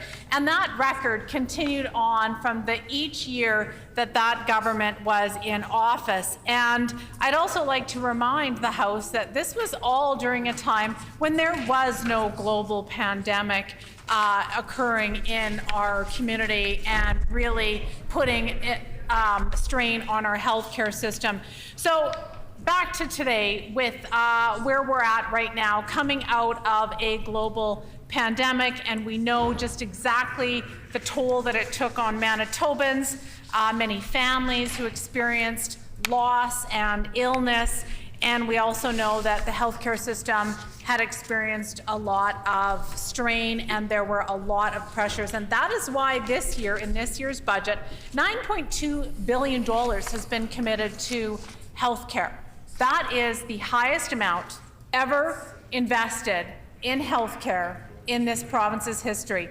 And I would like to highlight that some of it is dedicated to my colleague, the minister responsible for seniors, and under his purview of helping to ensure that our seniors, those people who have given so much to this community in building this province, that they are well taken care of in their senior years. And I really commend that minister for his work and that senior strategy and those investments that we're making to ensure that our seniors have the health care that they need, that they have the services that they need. We also have increased investments into the new Department of Community Mental Health and Wellness, because we do recognize that there is an underlying mental health crisis, and all the time throughout the COVID pandemic, we always saw that there was an underlying pandemic, and that was of mental health crisis, which we believe was exacerbated many, many times with some of the other effects of the COVID-19 pandemic. And so this year, of course, we are significantly investing in mental health and wellness, and I appreciate and commend that minister for the work that she's doing, whether it be creating new spaces for people seeking treatment, more community services being available to help address a mental health crisis, and ensuring that we're meeting people where they're at, getting the services that they need. I do want to pivot a little bit. So we've put to rest some of the member for Concordia's false information that he put on the record about the investments in healthcare, and have been able to establish that it was an increase and not a decrease. So I just wanted to highlight that for his benefit. But I want to pivot a little bit to the investments that we've made in nurses and paramedics, because we know that our nurses were on the front lines and had established or had experienced a lot of stress, and it was a very difficult circumstance, and yet they showed up day after day after day throughout the pandemic. And we know that the number of nurses that we have trained in the province was not enough. That was a fact that was established when the NDP were in receipt of a report 10 years ago that said we must increase capacity to ensure that there will be nurses in 5, 10, 15 years that will meet the demand. And of course, that was not addressed back then. And then we formed government, we have a pandemic, and all of a sudden we are definitely feeling the ramifications from decisions that for inaction that they had made a decade prior. So this year, $19.5 million to establish 259 nurse training seats, $11.6 million to permanently expand our nursing seats in Manitoba by 400, $4.3 million for 37 additional nurse training seats at the University College of the North, and also some financial aid for internationally educated nurse applicants to help with their fees to obtain their licensure, and $8 million to hire more paramedics across our province. I know our health minister, through the Health Human Resources Action Plan, also announced 12 new initiatives in the $200 million overall initiative for that recruitment, training, and retention of our healthcare professionals, predominantly nurses, with the weekend super premiums that are being offered to nurses. And I thank any nurse who is extending their shifts and going above and beyond to ensure that all that work is being done, even though there is ongoing efforts to recruit and retain. There are also 8,700 wellness bonuses that are being made available to nurses, 11,562 licensure reimbursements, and 810 extended hour premiums for physicians. So those are just a few of the things that our government has done this year to address some of the ramifications of that global worldwide pandemic. And I know my colleagues have quite a few other initiatives that they would like to provide notice of and put on the record. So I'm very happy to hear from some of my other colleagues. But thank you, Mr. Deputy Speaker, for giving me the opportunity to put a few words on the record and some facts on the record.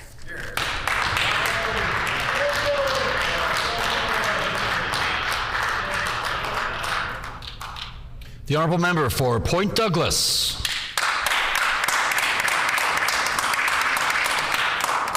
Miigwech, Deputy Speaker. Brian Pallister's legacy as Premier was destructive of our healthcare system in a time when we needed a strong public healthcare system the most. This government's effect on healthcare has been a consistent disappointment in our province, thanks to the years of cuts and closures that Brian Pallister began and the Stephenson government continues. While the COVID-19 pandemic could not have been predicted, this government refused the input of experts and persisted with its austerity agenda when they didn't have to. Brian Pallister's failures as Premier impacted many portfolios, but healthcare was one of his most significant failures. His cuts directly impacted and related to the crisis we see in our healthcare system today. Deputy Speaker, I was impacted directly. I was away for almost 8 weeks from this House. I had waited almost 2 years to actually get surgery. I was scheduled for surgery, it got canceled, then I was scheduled again it got canceled. And then when I did get my surgery, I had to go to urgent care. I developed an infection. I sat in urgent care for over 8 hours. 8 hours, Deputy Speaker. 8 hours in pain, 2 years in agonizing pain, having to sit in this House while this government continued to cut our healthcare system, and heard from many, many Manitobans that are still continuing to wait in pain to get the surgeries that they need, while this government says and touts that they're putting more money into the healthcare system while people continue to wait in pain. If there was money being put into the healthcare system, we wouldn't see wait times continuing to go up. We wouldn't have seen Misericordia urgent care closed. I had to go to 2 different urgent cares. I had to go onto the site, and thankfully there's a site that actually tells you how long you have to wait. And that wait time is actually only while you're sitting in the waiting room. Once they triage you and put you in to the back of another waiting area, you're no longer on that waiting list. So I had to wait in the back with 7 others for another additional 2 hours. And this is the result of what Pallister did to our healthcare system, and this Stephenson government continues to do. I talk to families who have children that have gone to Children's Emergency, that have gone to Grace Hospital Emergency, and they're having to wait hours and hours on end. They've told me stories about having to wait and can't even sit in a chair because it's so packed. And this government continues to say that it's a result of the pandemic. Well, this was happening even before the pandemic started. 500 nurses were fired from this Pallister government. And this Stephenson government continued on that legacy.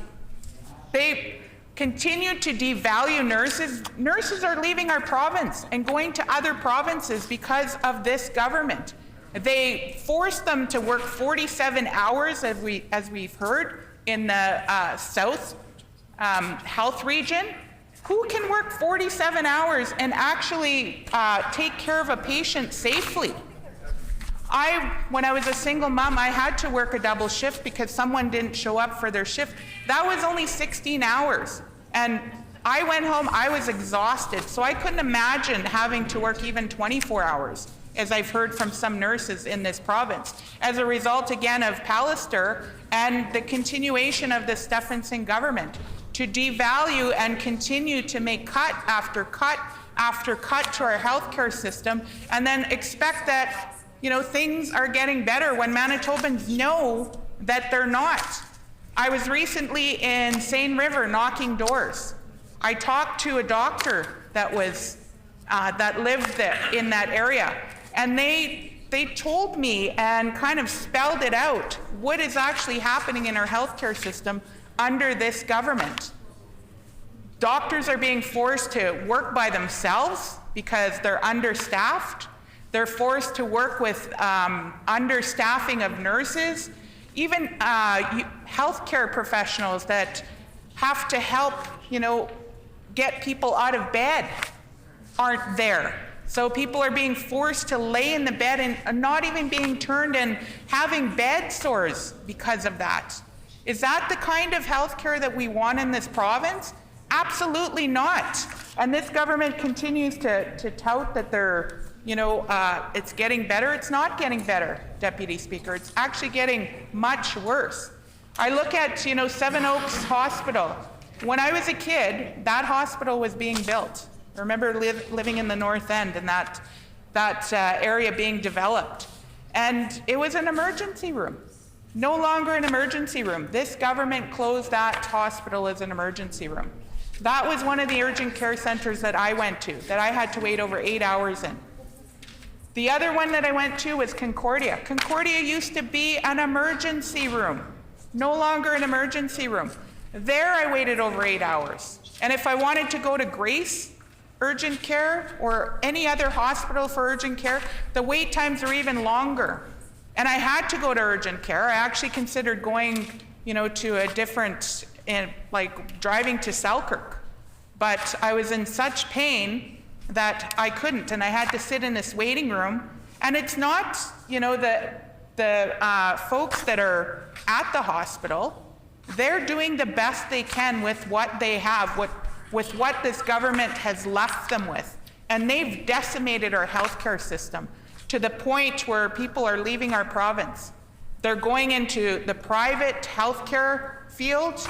So we're paying more for nurses, private nurses. We're hiring them into our system. These are nurses that used to work in our system, but no longer under this government will they work in our system because they undervalue them, force them to work overtime, and don't want to pay them properly. So who would want to work for a PC government when that's what their legacy is?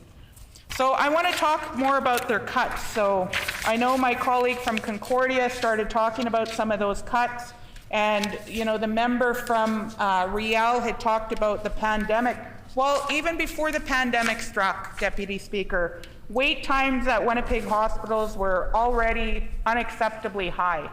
Manitobans know that they can't even trust this government when it comes to healthcare.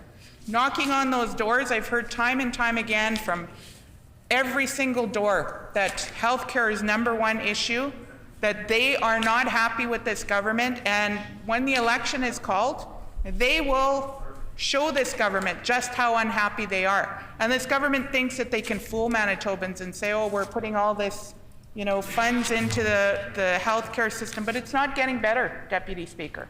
It's not getting better, it's getting worse. People are having to wait longer. They're going to, places that they should be able to access care within 2 hours. I remember when our NDP government was in government. Seven Oaks was my closest hospital. I remember going to that hospital, maybe waiting a couple of hours. Now it's like 8+ hours, and that's unacceptable to Manitobans. They don't have what they need, our hospitals, and this, they even closed Misericordia in the middle of the night, Deputy Speaker. Went and took the urgent care sign off of Misericordia. I was born at Misericordia Hospital. Beautiful hospital. I just was there with my daughter. My daughter's expecting her first child. We went there for an ultrasound, and it's no longer an emergency room. It's no longer an urgent care center because of this government. So less and less healthcare in this province under this government has been a result of their cuts.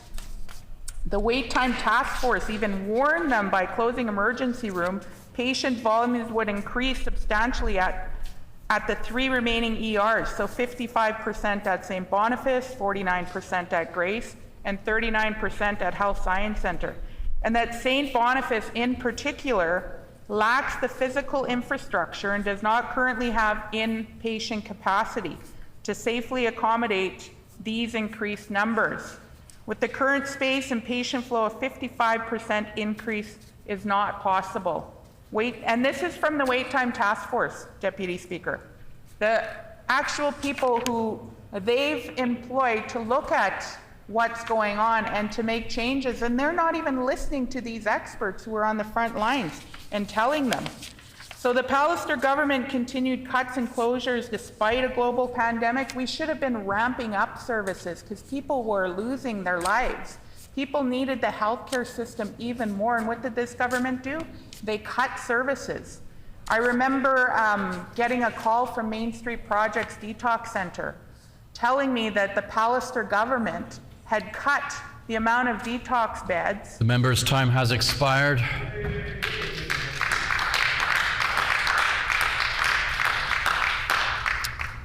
The Honourable Minister of Municipal Relations. Thank you, Mr. Deputy Speaker.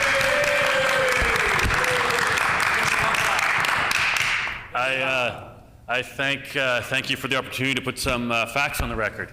I know I find it quite interesting that the member who introduced this Opposition Day motion is the same member who sat in the previous Selinger government. And in fact, I believe he worked for the former Premier Gary Dewar. So, Mr. Deputy Speaker, we know that healthcare under the NDP, the 17 years that they were in power, was an absolute disaster, Mr. Deputy Speaker. He didn't actually sit in cabinet, but he did certainly sit in that caucus. So, Mr. Deputy Speaker, I don't know where his voice was at that time, but certainly he found his voice now. I don't know, maybe finally the party caucus actually trusts him to speak out on things. But what we on this side of the House, Mr. Deputy Speaker, are very committed to working hard to make sure that we deliver health care for Manitobans right across this province. We know that there was a global pandemic, and our members often say, oh, don't talk about the global pandemic, as if something like that never happened. Mr. Deputy Speaker, let's be clear. Right across this country, right across Canada, we have seen the healthcare issues that have been created by the pandemic. Mr. Deputy Speaker, we know that certainly the pandemic has created unprecedented pressures on our healthcare system. And that's why governments right across this country, provincial governments right across this country, are working diligently to try and help fix that problem. We know that. And Mr. Deputy Speaker, we on this side of the House have actually looked at talking about the labor shortage. We know that 17 years, the labor shortage should not have been a surprise to members opposite. It's 17 years, knowing full well that a good chunk of this problem from the labor shortage is a demographic issue. That doesn't happen overnight. We know that. The members opposite should have known that. 17 years, they did nothing to address it. So in fact, we have, and one of my colleagues here on this side of the House actually went to the Philippines to look at how we can bring folks over from other countries to fill labor gaps here in this province. And for some reason, members opposite just don't support that. We don't know why, Madam Speaker, or Mr. Deputy Speaker, my apologies. I just assume that for some reason there's an ideological opposition to it. I will let them speak to the fact that they don't support immigration, let alone bringing folks in here to support our healthcare system in this province, Mr. Deputy Speaker. So with that, Mr. Deputy Speaker, we on this side of the House are absolutely committed to working and helping our healthcare system on that side of the House for 17 disastrous years. Mr. Deputy Speaker, that's almost 2 full decades.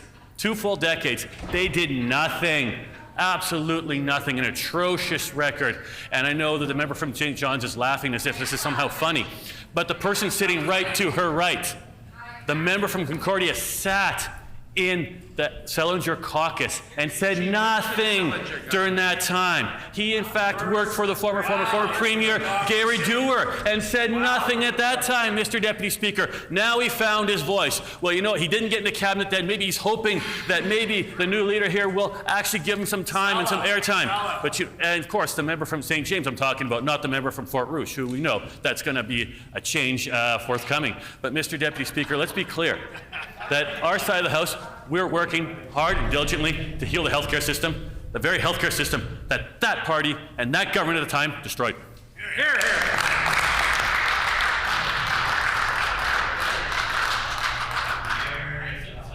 Order. The honourable member for Flin Flon. Thank you, Mr. Deputy Speaker. Brian Pallister and the PC government destroyed health care in the north. The Stephenson government took it one step further and destroyed it even more. Under Brian Pallister, the Flin Flon Hospital became a Flin Flon emergency room because first, this government engineered the shortage of obstetrics and shut down obstetric services temporarily, they said. 7 years later, it's still shut down. The next thing Brian Pallister and this bunch did was they shut down the operating room in Flin Flon. Again, they engineered the shortage that caused that to be shut down. What else did the Brian Pallister PCs do? Well, they completely destroyed northern patient transportation services that people in the north depend on to get health care. Because obviously in the north, we don't have all the equipment and all the emergency rooms and hospital staff to do what they do in the city. So in order to keep it equitable, the Northern Patient Transportation System was developed so that people could afford to get to the care they needed. So Brian Pallister underfunded that. He cut funding for it, making it harder for people in the north to get to health care.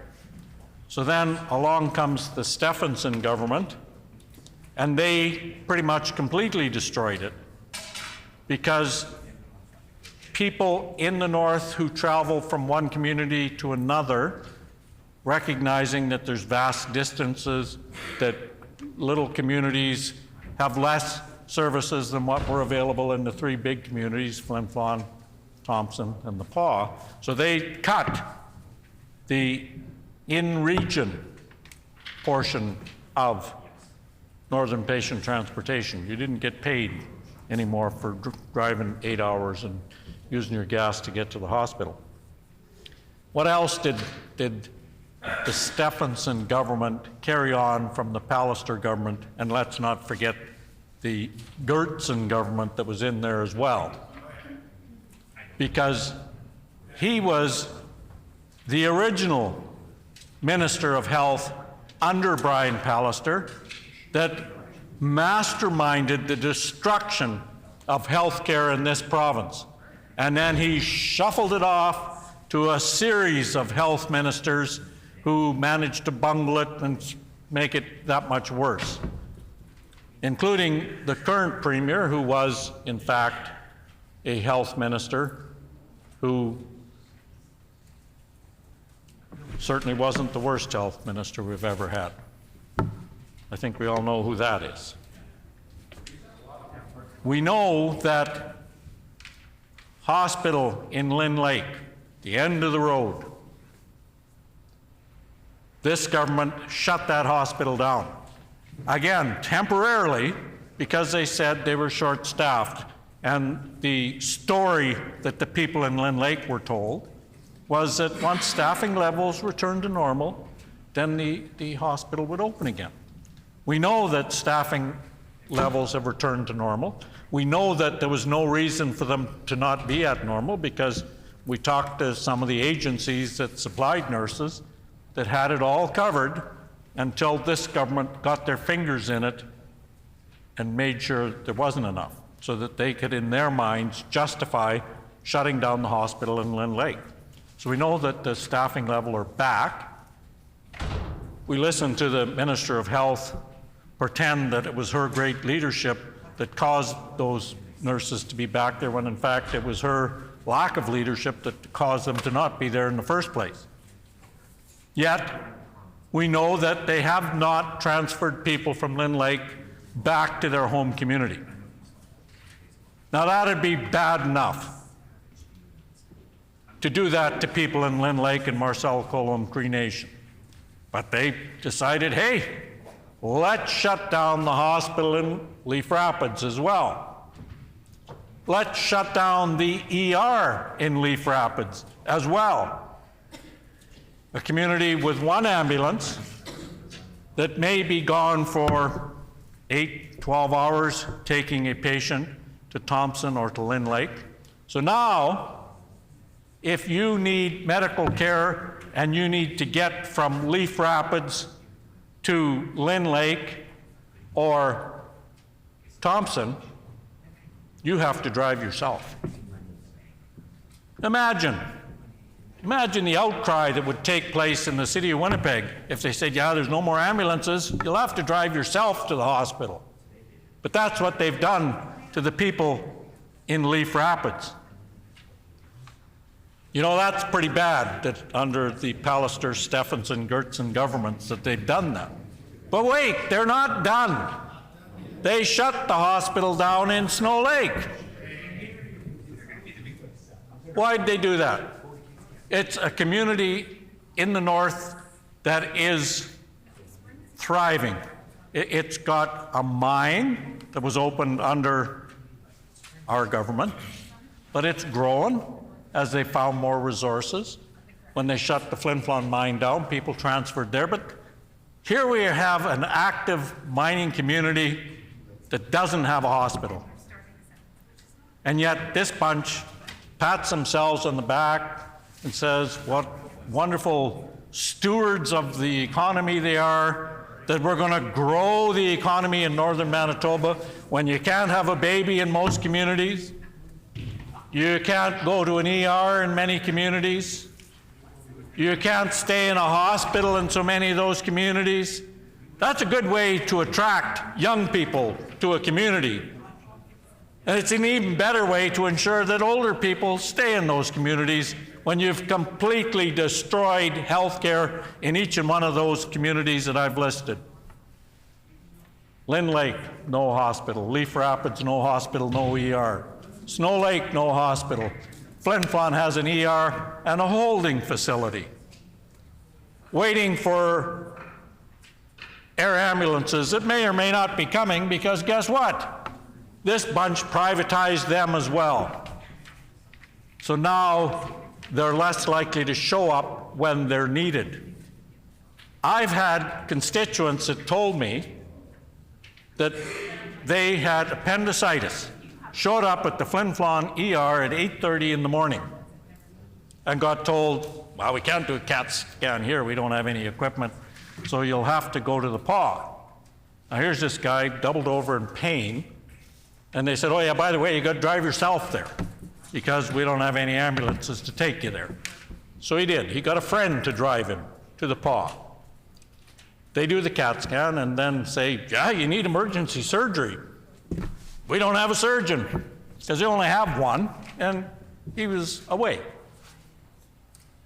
So this genius government decides, well, we'll get an airplane and fly you to Thompson, because they have a surgeon. A surgeon, one surgeon, who, when this guy who's in pain from appendicitis gets to Thompson, the one surgeon who's there is dealing with multiple stab wounds. This guy finally gets his emergency surgery at midnight. Stays in hospital for several days, and then they tell him, okay, we're done with you, get out. Well, he says, how am I supposed to get home? They didn't know, they didn't care. So he phones Northern Patient Transportation in Flin Flon. They say, well, take a bus. Okay. Lo and behold, he finds out there is no bus. But nobody in the healthcare system knows that, apparently. He had to get a friend to drive to Thompson and come and pick him up, because that's the state of healthcare under this PC government. And it doesn't matter if it was Brian Pallister, doesn't matter if it was the Gertsen government, it does not matter if it's the Stephenson government.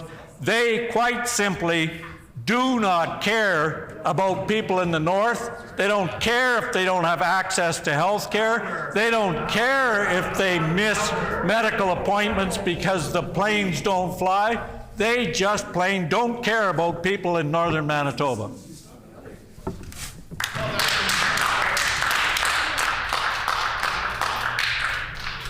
The Honourable Minister. Thank you. The Honourable Member for River Heights. Thank you, Mr. Deputy Speaker. There have been lots of cuts to the healthcare system under the NDP.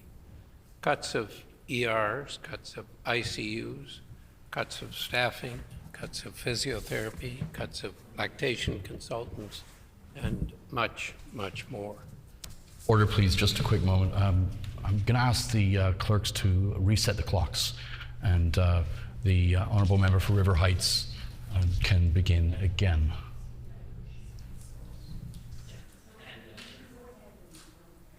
It'll get caught up? Okay, I just noticed they weren't counting down. The Honourable Member for River Heights, please go ahead. Okay. The fact is that every day I get letters, emails, calls from people who are having problems with the healthcare system. One of these, Susan Robert and her husband Wayne, I raised recently, problems with home care, probably in part due to shortage of staffing, problems in hospital care, again, probably in part due to staffing cuts, people being pushed to the limits, people being stressed out, things being not caught because people are on edge and there's not enough staff. I got a letter yesterday from a woman who had waited about 11 hours in the St. Boniface emergency room the day before. It was waiting in pain and not a very happy place to be for such a long time. She got there at 1:30 in the afternoon and left at 2 a.m. the next morning. I got a call, or had a call the last couple of days with a family who is having a great deal of difficulty getting adequate mental health care for their youth in rural Manitoba. Basically, it's not available as it needs to be. I have been dealing with a fellow whose mother died at whose wife died at Grace Hospital. And under circumstances where, due to cutbacks and shortage of staff and lack of overnight physician coverage, the situation should probably never have happened the way it did. I've been getting other calls from people who were at Grace Hospital. One woman who went 3 times to the emergency room. The staff were rushed. The care and the support was not there, and she went away in as much pain as when she arrived.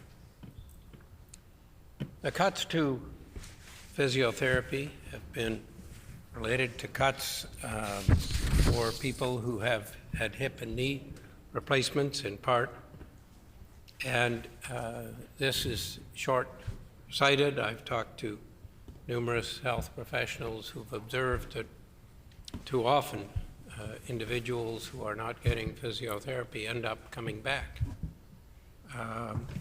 Whereas if they have the physiotherapy and do well, then they do well. And it is the sort of cutbacks which, not only decrease the quality of care, but cutbacks which surprisingly often end up costing the system more because people aren't helped in the right way, the right time, when they need to be. And so the problem is not resolved, whether it be foot care, whether it be a variety of other different types of care. We have a long wait for spinal surgery. At the moment, we need to have more spinal surgeons in Manitoba. Again, this is a reflection of the fact that the government has not been keeping things up to date. We met today with people from the Heart and Stroke Foundation, and although fortunately things are proceeding finally, after about 25 years later than it should have been, we have a stroke unit to be opened later this year. But the cutbacks have meant delays. They have meant that there's not enough awareness right now of where people need to go. Clearly, it is to the Health Sciences Center because that is the location where they're all set, but not long ago it was also to the St. Boniface Hospital because they had a CT scan, and so that there is not the clarity and confusion, or there is not the clarity that there needs to be, and there is confusion about where people should be going if they have symptoms of a stroke. Hopefully that will be fully clarified. It certainly needs to be. But it is shortage of very basic healthcare services, one after another, which is clearly lacking in this province at the moment. This is not to say that there are not within our healthcare system some very, very fine people and who are doing excellent work, and they are to be congratulated. They are to be congratulated for doing what they can, very often under difficult circumstances. We have heard clearly of the fact that the cutbacks have impacted the staffing of physicians, and we know of Dr. Serletis, a very fine epilepsy surgeon who left. We are waiting at the moment on the arrival or not of a neuro-ophthalmologist who's very badly needed here, who was sent away for training in order to come back, and yet the cutbacks have meant that the basic needs for this individual to be able to perform his duties as a neuro-ophthalmologist have not been put in place. because of the way that the government has cut back and has operated aspects of the healthcare system. I met today with a woman who has a latex allergy. Sadly, due to a lack of attention to this issue here in Manitoba, she has to go to Saskatchewan for care because we are behind what is happening in other jurisdictions in terms of latex allergy. There is some improvements in areas in, for example, Brandon, not so much in healthcare, but in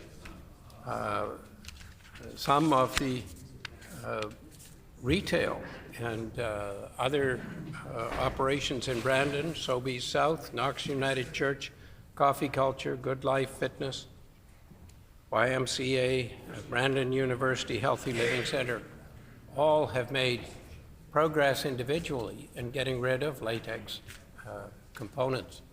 And this is important not just for people with latex allergy, but so that people don't get latex allergy because they're not exposed to it. And here we are behind in healthcare in how Manitoba operates compared to Ontario and Saskatchewan and many other jurisdictions which have moved further ahead.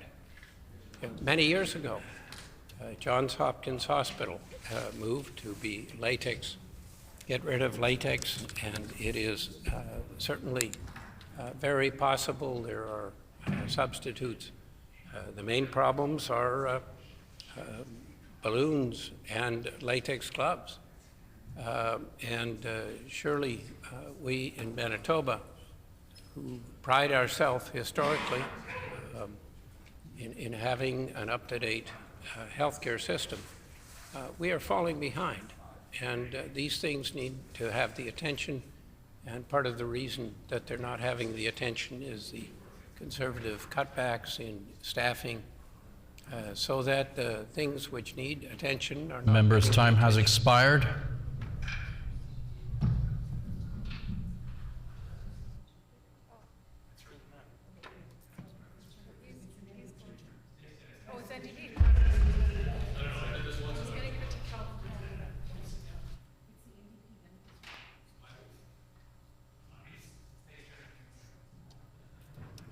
The honourable member for St. John's. Okay, there we go.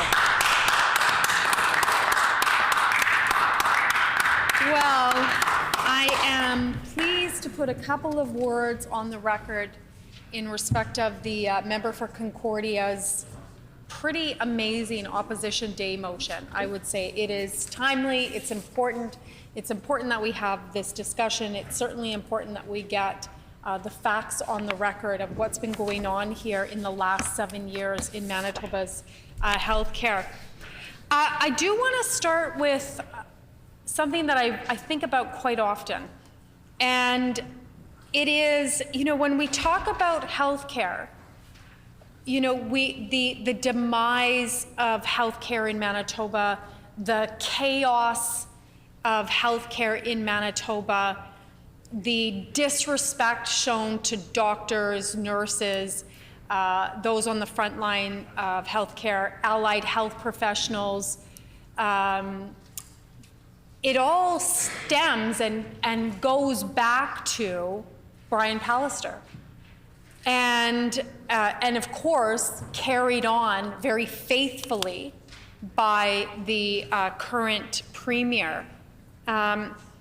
But I often think about, all of the mess that Brian Pallister, when he came into this space as the premier, that he decided he was going to create within the healthcare.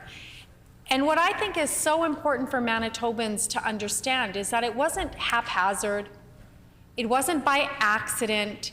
He didn't say oh, we're going to try this policy or we're going to move in this direction and I think this is the good thing for Manitobans. He knew what he was doing. He knew what he was doing when he unleashed all of those changes on the Manitoba healthcare system and healthcare infrastructure. He knew it. He deliberately sought out to create absolute upheaval in Manitoba's healthcare system. And then, in the midst of a pandemic, when he just, I mean, you know, I don't think anybody, he will never go down in history as having been one of the leaders across the world that stepped up to show real leadership. He'll never go down in history as one of those leaders. In fact, what he did during the pandemic was he, again, just created a mess and made a mess of things.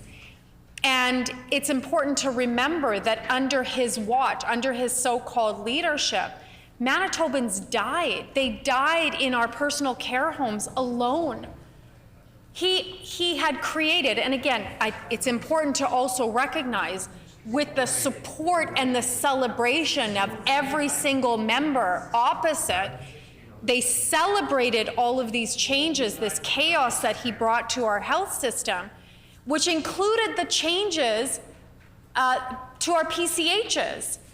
And so that when we were in the midst of a global pandemic, we had to have our paramedics come into the Maples PCH and do the work because of what Brian had done. You had paramedics come in to take care of our seniors and our elders who were dying alone without the care that they needed. Nobody to take care of them, nobody to give them water.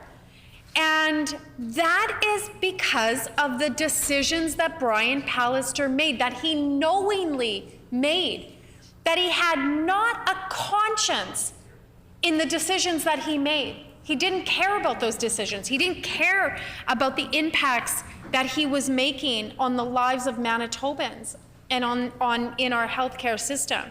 And so I think about that quite often, because when he couldn't deal with the aftermath, and I think everybody will recall, which was one of my favorite social media videos, when he was coming, all of these polls were coming out that routinely showed him being the least liked premier in all of Canada. And then he was asked by a reporter, that, what did he think about that? And he said he didn't care, it wasn't a popularity thing. But then he was asked again months later when he was still the least liked premier in Canada.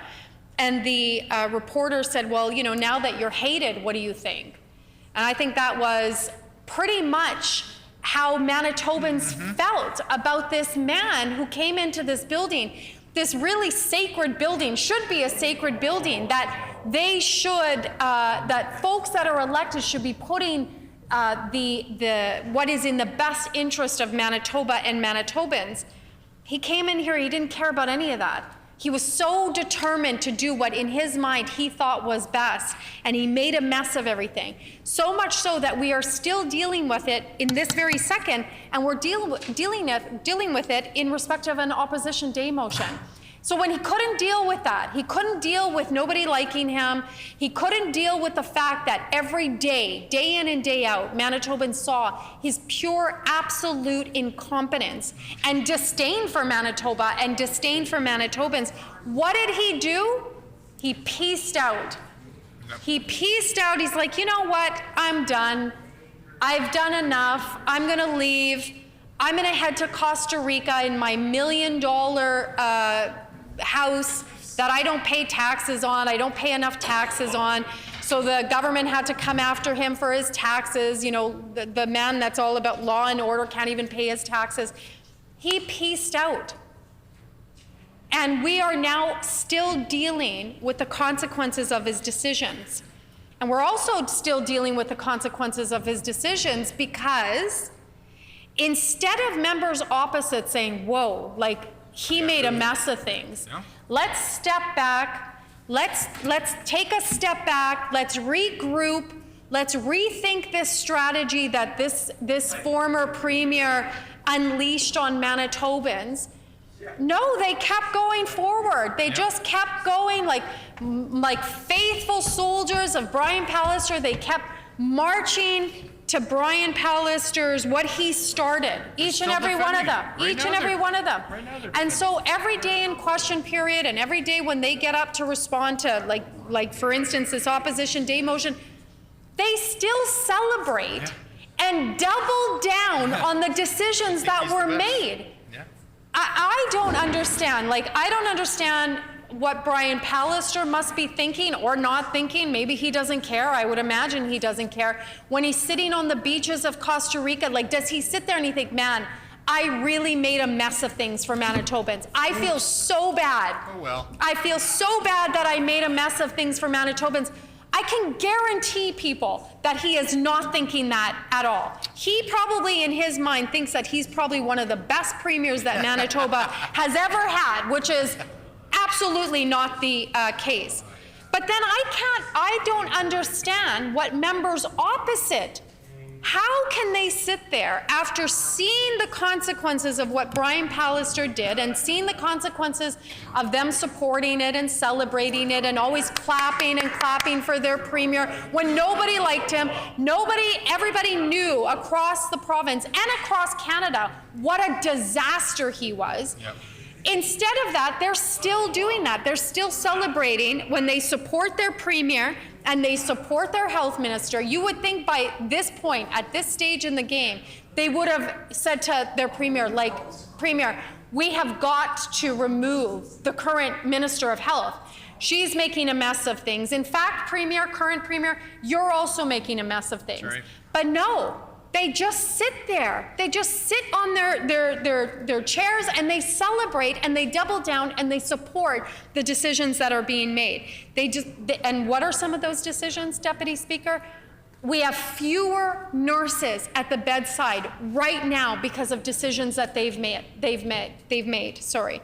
We have healthcare that is in crisis. We have doctors that are leaving left and right. We have nurses that are so exhausted, they are contemplating leaving a job, if they haven't already, a job that they love, that they went to school for, that they spent money on. None of them care. They look in the mirror. Some of them think that they're star candidates or star ministers, and everybody claps for me when I go. They don't see the damage that they've done, and that is shocking. It is shocking to see that they do not realize the damage that they've done in our healthcare system. And so with my 10 seconds left, I want to say miigwech to everybody that works on the front lines. That's right. We are stand in solidarity with you, and we will continue to fight for you. Member's time has expired.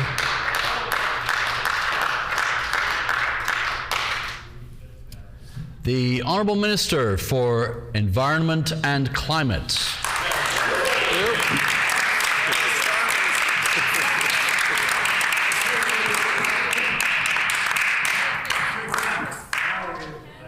Thank you, Mr. Deputy Speaker. And as the member for St. John continues to heckle and try to use star candidate terms, I want to apologize to all Manitobans watching this, because this is really disappointing. One would think that we would get more out of elected officials. I sit here and I watch as fairly new to the House, and I am shocked by the allegations and false information and the twisting that is put on the record. And I've talked about this before. And now, for the residents at home, you can see that the Free Press has recently written an article about that, saying it has to stop. This is told to you that it's a motion. This is wanting to fix the healthcare system. But you know what it is?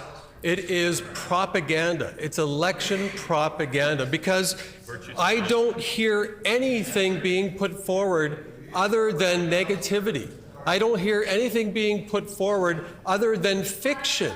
And what I don't hear is solutions, Mr. Deputy Speaker. And I would think the Manitobans who are paying hundreds and hundreds and hundreds of thousands of dollars in salary for the members opposite, that they will want something better from those opposition members. They will want them to be a part of the solutions. I don't hear solutions. I don't hear how they intend to pay for it. I mean, I could go on just like the members opposite and talk about what happened during their time, but I choose to be an adult. I choose to put facts on the record, and I'm not even going to use the facts that we all know that happened during their time in government. But let's talk about some facts. There was a global pandemic, and we lost people all around the world. It was a disaster in history. It has never happened before. It was a 100-year incident. And people throughout the globe didn't know how to deal with it. People were afraid. People were looking for answers. They were looking for hope. They were looking for leadership. People want to see their leaders come forward with solutions. They don't want to hear rhetoric. They don't want to hear all of the, propaganda. They don't want to hear you twist the facts. They want the truth. And the truth is, all across Canada, there are fewer nurses in almost every province and territory. All across the United States, there are fewer nurses and doctors than before the pandemic. Now, the members opposite want you to believe that it's simply a problem here. But that's not the fact. The fact is, and you know the fact. The fact is that this was a global situation. So as opposed to just being negative and hoping that people get on to that negativity and make false accusations and call, as the member opposite has done before from Fort St. John, or from St. John, call me names. It's not necessary. I think we're all here to solve a problem. I think we're all here to solve a problem. And the problem that we have to solve for you, first of all, Mr. Deputy Speaker, the problem we have to solve for Manitobans is the nonsense that goes on in here. We have to focus on what's getting done. So let's talk about what's getting done. What will that mean to Manitobans tomorrow, a month from now, and a year from now? Well, I'm proud that we have followed through on a campaign by-election promise, and that was $30 million to the Grace Hospital to expand their intensive care unit. And I got to go there on Grace Day and talk to the chief medical officer, who was ecstatic, who talked about how this is exactly the type of stuff that they need to see happen. We need to talk about the positives. We need to talk about positives with the staff. We continue to hear stories that come from members opposite. We hear these stories, we don't see if they're reported. We don't know where they come from. We don't know where they've gone. What we need to do is continue to listen to Manitobans as we are, which is why we also are now providing diabetes pumps and glucose monitor coverage to all Manitobans, regardless of age. Because why? You'll hear from members opposite, well, that's an election promise. And trust, that's what they're going to tell you. But it's not. It's proactive care, because we want to help Manitobans that have diabetes so you don't have to go to hospitals. We want a healthier Manitoba. And that doesn't get fixed overnight. It doesn't matter who you are. I don't care what anybody promises you. You're smarter than that. You know better than that. You know that this is an election. You know that you're hearing nonsense and you're not hearing facts. You've seen it now in the Winnipeg Free Press. Tom Broadbeck wrote about it. We've now seen an article in the Winnipeg Sun talking about it. In fact, calling out politicians to stop. That Manitobans, they are looking for real leadership, not games, not propaganda, not twisted facts. They want the truth. The truth is, we are working hard to get more medical staff here in the province of Manitoba. We put forward $200 million. Did it fix the problem overnight? No. Could it? No. Because we're up against BC. We're up against Alberta. We're up against Saskatchewan, Ontario, Quebec, New Brunswick, Newfoundland, Nova Scotia, and everywhere in the United States and everywhere else. I have a friend of my son who's finishing medical school who's had offers from countries that I don't even know. I mean, they're coming into him from all around the globe. All kinds of great offers, because that's the reality in today's world, and Manitobans know that. So when you start comparing Manitoba to every other province, let's look at the reality. The reality is Canada is bringing more and more new Canadians to our country, which is great. But the Liberal NDP-led government at the federal level hasn't taken that into consideration when they've expanded funding for healthcare. As we bring in more people, we need the feds, we need the Liberal NDP coalition to continue to increase money that goes to healthcare. We know this. I know Manitobans know this. I've talked to them while door knocking. I've talked to them at events. I hear this from medical people. We are not here to play games with your money. And that means spending hours in here pretending like this is an incredibly important motion that's being put forward or a bill, when really it's part of opposition day, it's part of the election propaganda. We know the election is coming up. It's not a secret. We're not fooling anybody. What we have to do is continue to work for Manitobans. And I feel confident that the steps we're taking with the $200 million to attract, retain, and train more medical officials is working. We saw a trip to the Philippines, and all that you hear from the members opposite is negative, but we have more nurses coming. We're working to change the policies that were put in place long before us, and we know they have to be changed, and we're getting that job done. So you have to ask yourself, do you want to pay hundreds of thousands of dollars for an elected official to continue to manipulate the facts and bring up propaganda and go on and on about the negative? Or do you want somebody who you know can at least admit to the reality, and the reality is we're working hard to get it done, or just say we can fix it overnight? I think you know the answer to that, and I'll leave it there. Hear, hear.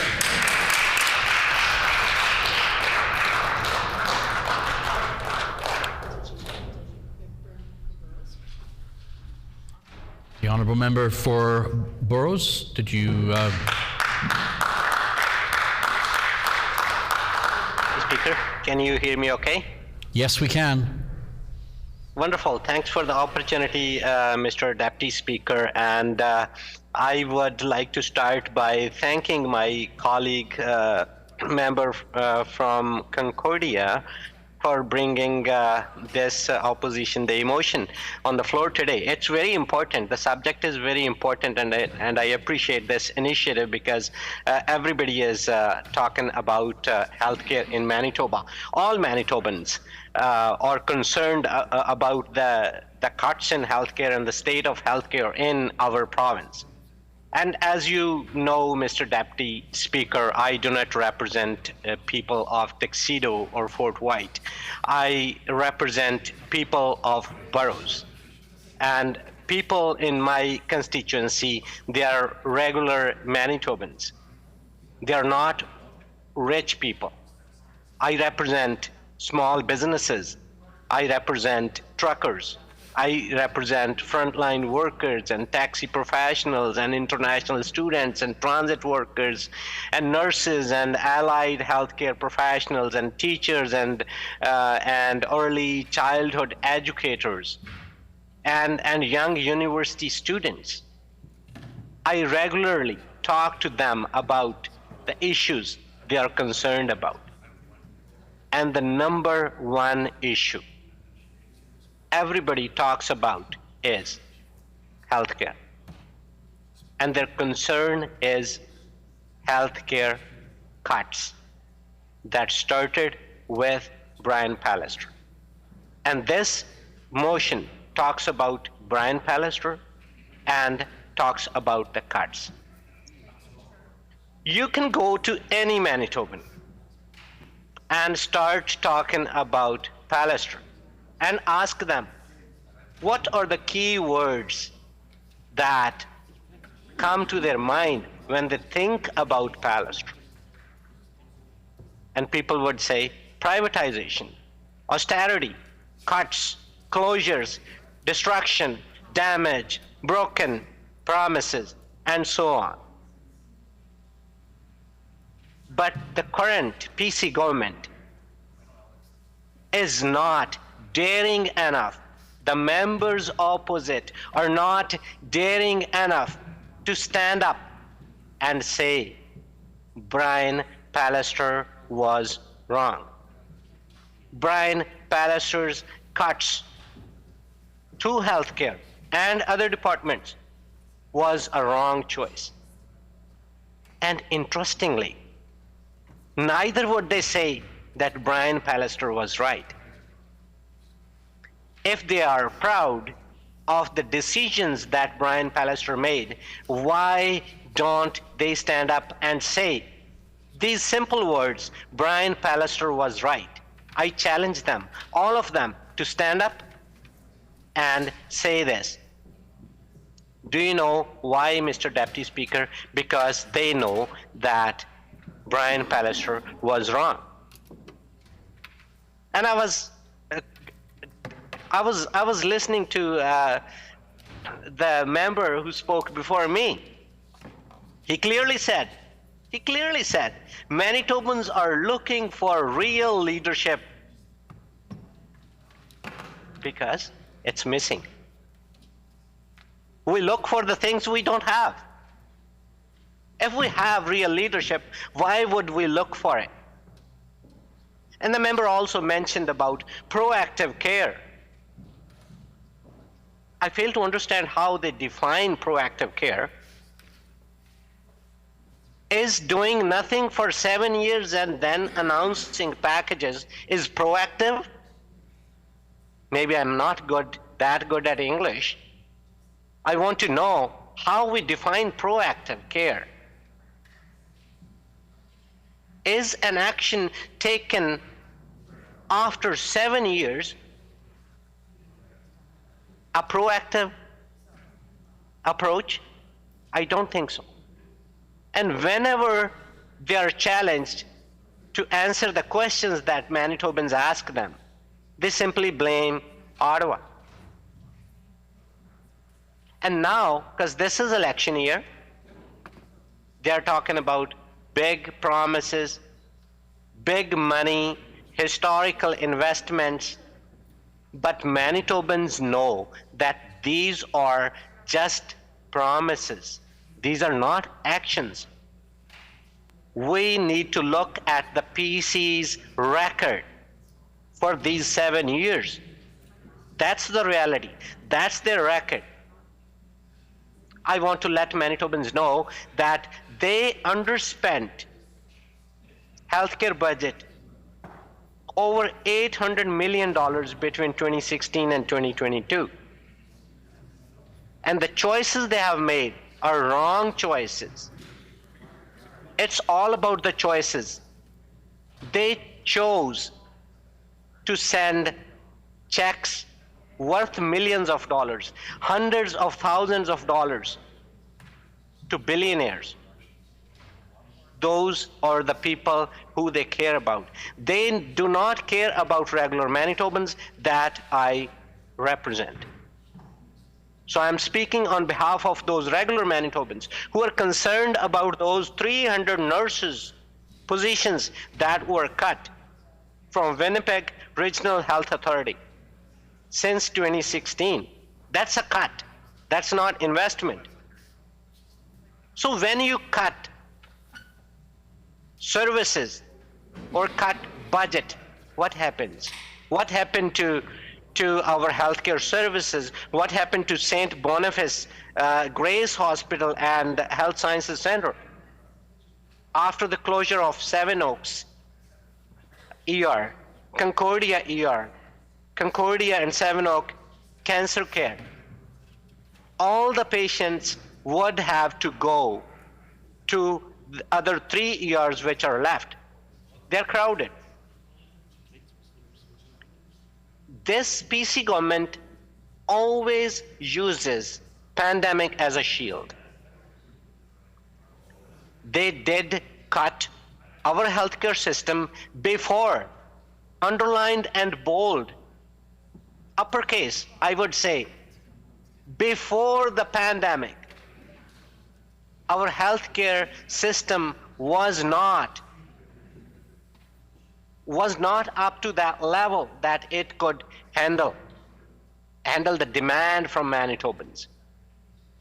It was before the pandemic, not after the pandemic. And they did cut healthcare during the pandemic.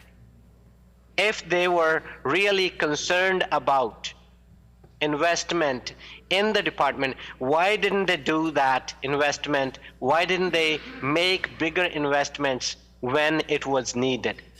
During the pandemic, what did they do to our rural ERs? They closed them. What's our vacancy rate in various departments and various towns and hospitals? Hospitals in Winnipeg and Brandon are coping with a nearly 25% vacancy rate among critical care nurses. How did they handle that intellect in the form of internationally educated nurses? They are available right here in this province. How the department, how the government is handling their recruitment, their training, their bridging courses, they're doing nothing to use their talent and their qualifications and their education. Those people are the assets. And how did they handle healthcare for international students? They cut it. We talked to all those people, and they tell us that the current government, the current premier, and the premier before, Pallister, they're one and the same thing. It's the same approach of cuts and closures that they follow. And they continue to cut education, they continue to cut healthcare, and they continue to cut our social services. Their agenda is privatization. They have done this in the past, they are doing it right now, and they will do it. They would continue to do it going forward. That's the fact. That's why I often call it Pallister's privatization plan, that this premier continues. Thank you, Mr. Deputy Speaker.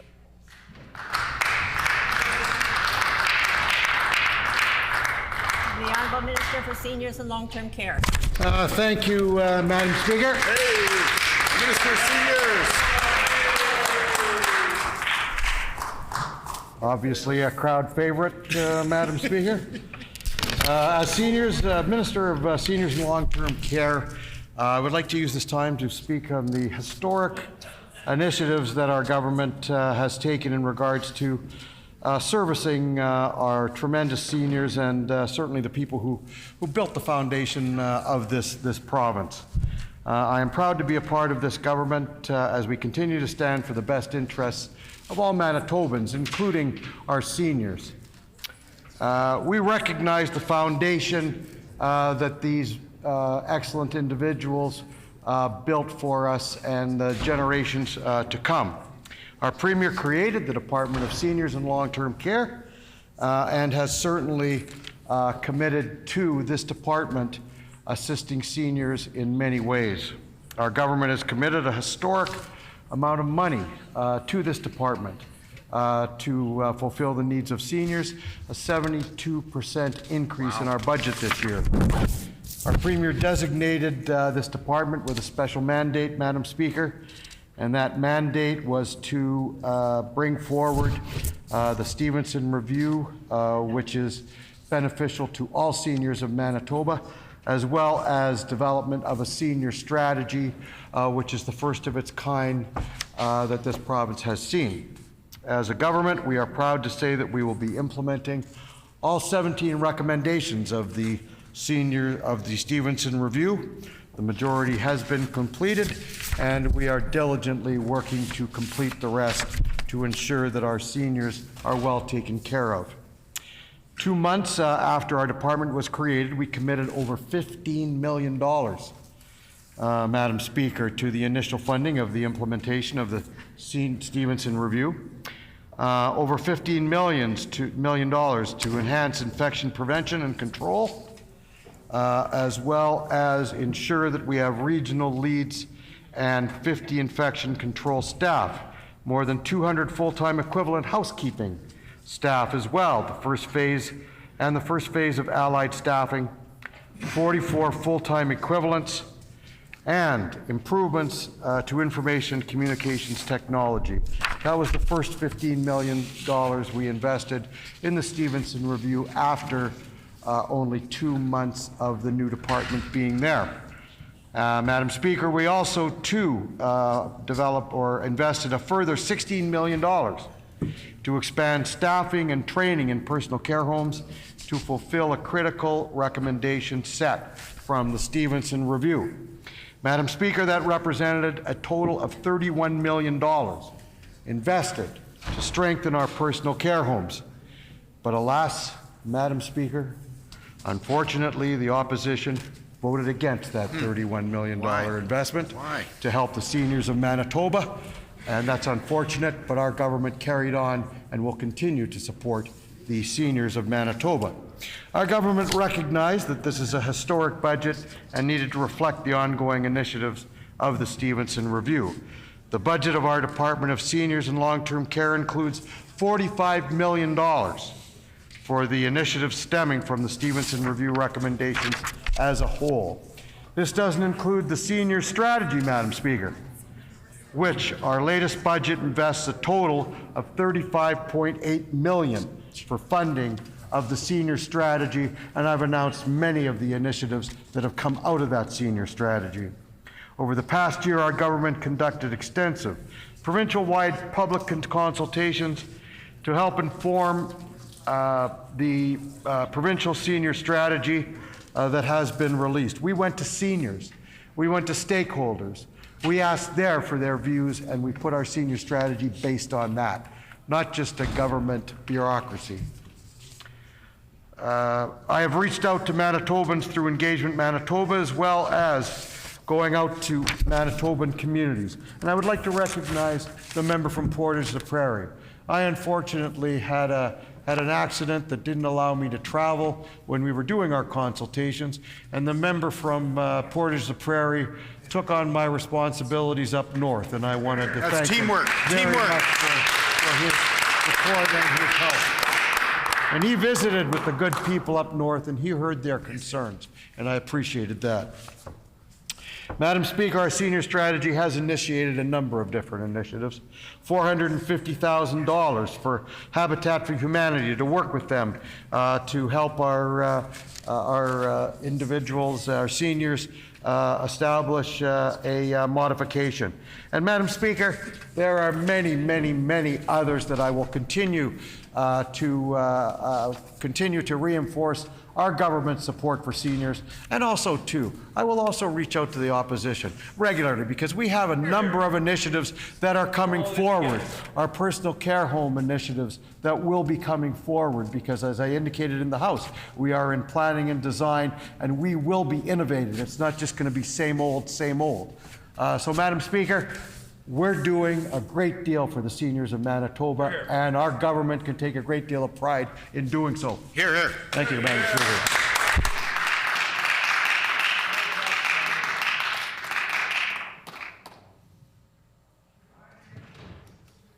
Are there any further members wishing to speak and debate? The honourable member for Union Station.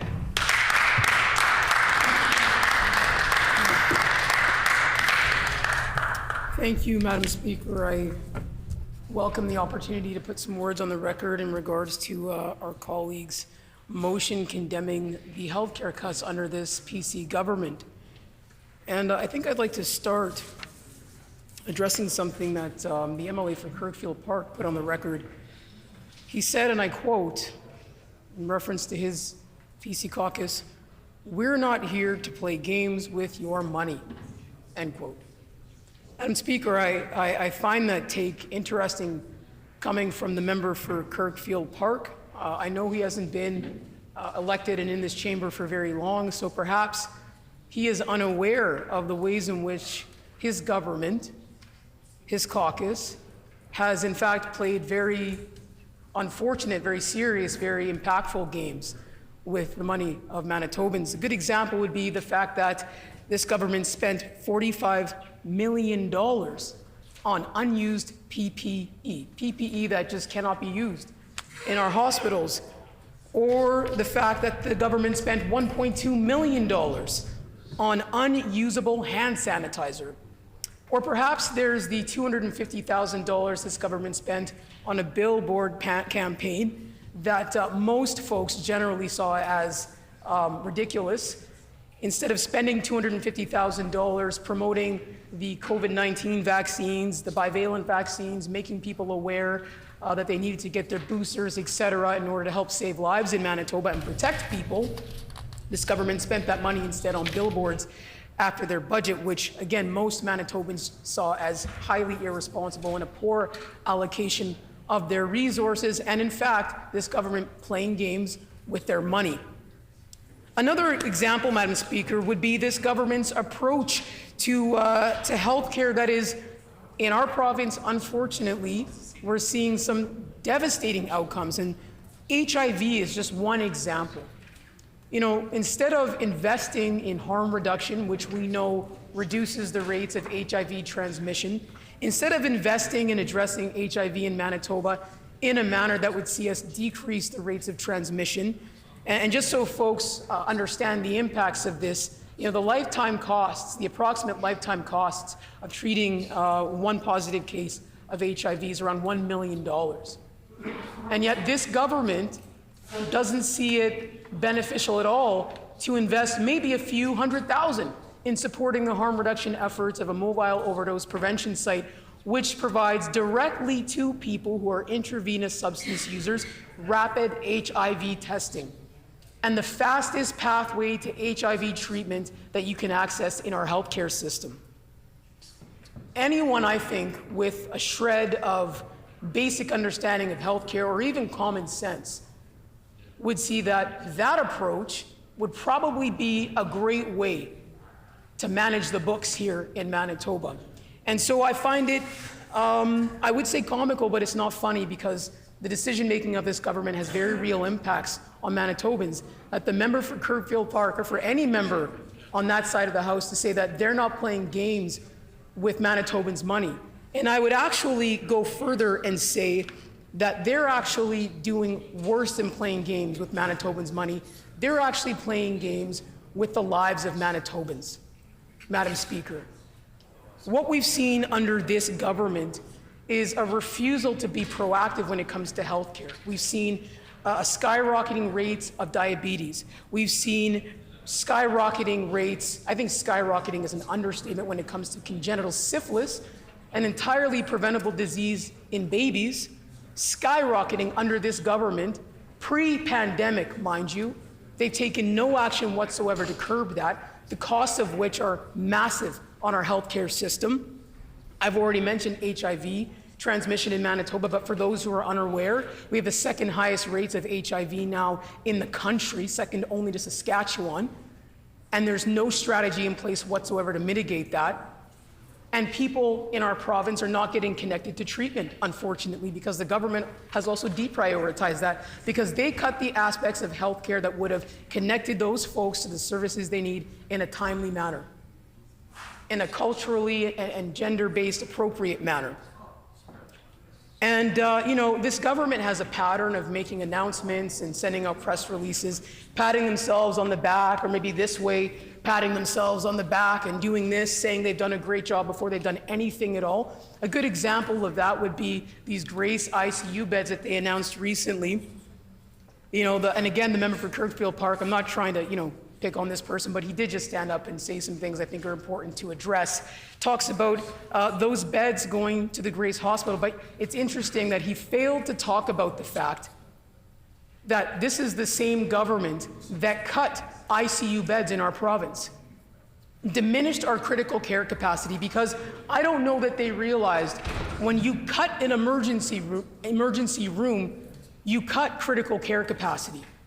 So they cut ICU beds in Manitoba. Shamefully, our province set the precedence across the country for being forced to transfer our sickest patients, most vulnerable patients, out of the province during a pandemic. And when I say this government, unfortunately, has been playing games in their decision-making, making devastating decisions that have hurt Manitobans, probably one of the most heart-wrenching examples is that of Crystal Mousseau. who died during an attempted transport out of ICU because we failed to have capacity here in our own province. If that is not a condemnation of the cuts and decision-making of this government, I don't know what is. And so for members opposite to stand up in this House and brag about the announcements and the press releases they send out while showing a complete disregard for the decisions that they've made before they started looking at the polls and worrying about their jobs, to me is disgraceful. They've cut nearly 300 nurses from Winnipeg alone since 2016, and yet they come out and they want to brag about hiring folks. They want to announce we've got $200 million to hire nearly 2,000 professionals, but they won't tell us how many professionals have left our healthcare system. No thanks to them, we actually know we have a net loss of healthcare professionals, the 300 nurses, just in Winnipeg.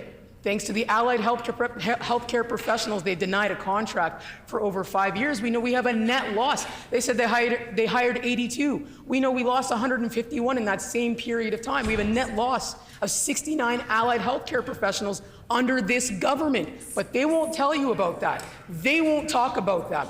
But thankfully, Manitobans are paying attention, close attention. When they make their announcements, Manitobans, because they won't get the answers from them, are doing their research, they're doing their homework, they're looking at the data, and they're coming back and they're handing to us reality. And the reality is this government only started caring about their so-called investments in healthcare when they realized that the polls said they weren't doing so hot. And I don't think Manitobans need, want, or deserve a government who only cares about their interests when it's self-serving and about them maybe maintaining their jobs. Manitobans deserve a government that is there for them first day to whatever day they're in government. Manitobans deserve a government that puts them first no matter what. Manitobans know they deserve a government that doesn't prioritize taking action because of how bad the polls are.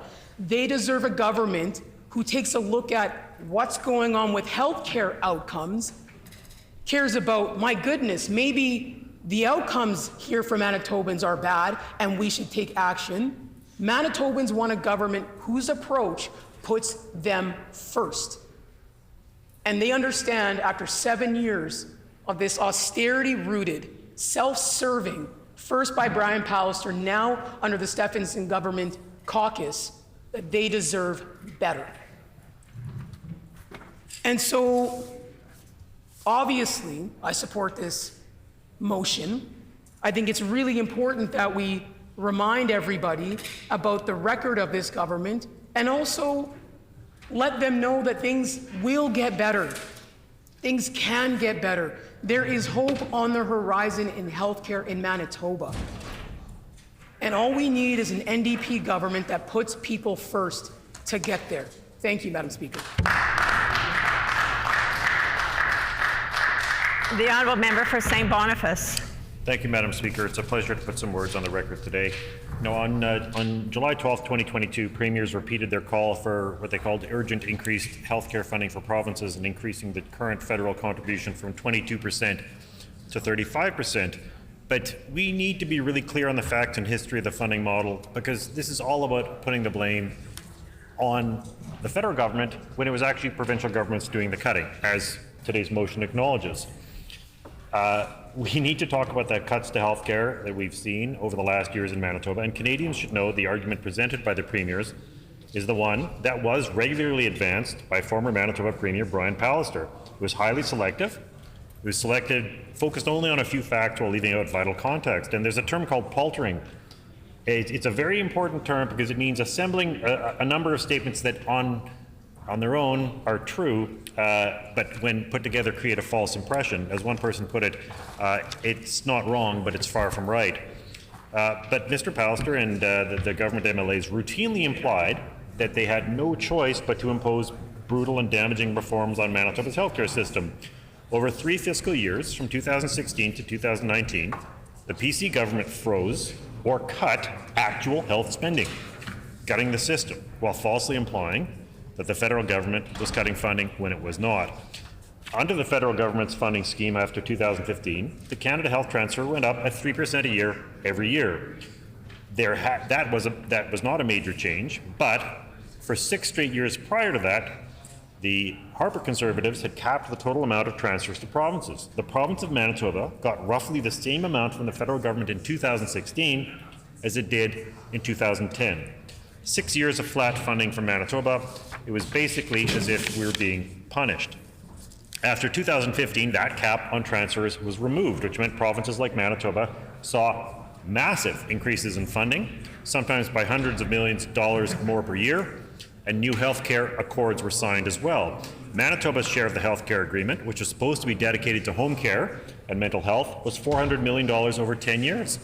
Manitoba was the last province to sign it. They dragged their feet on signing it and refused to spend it for years.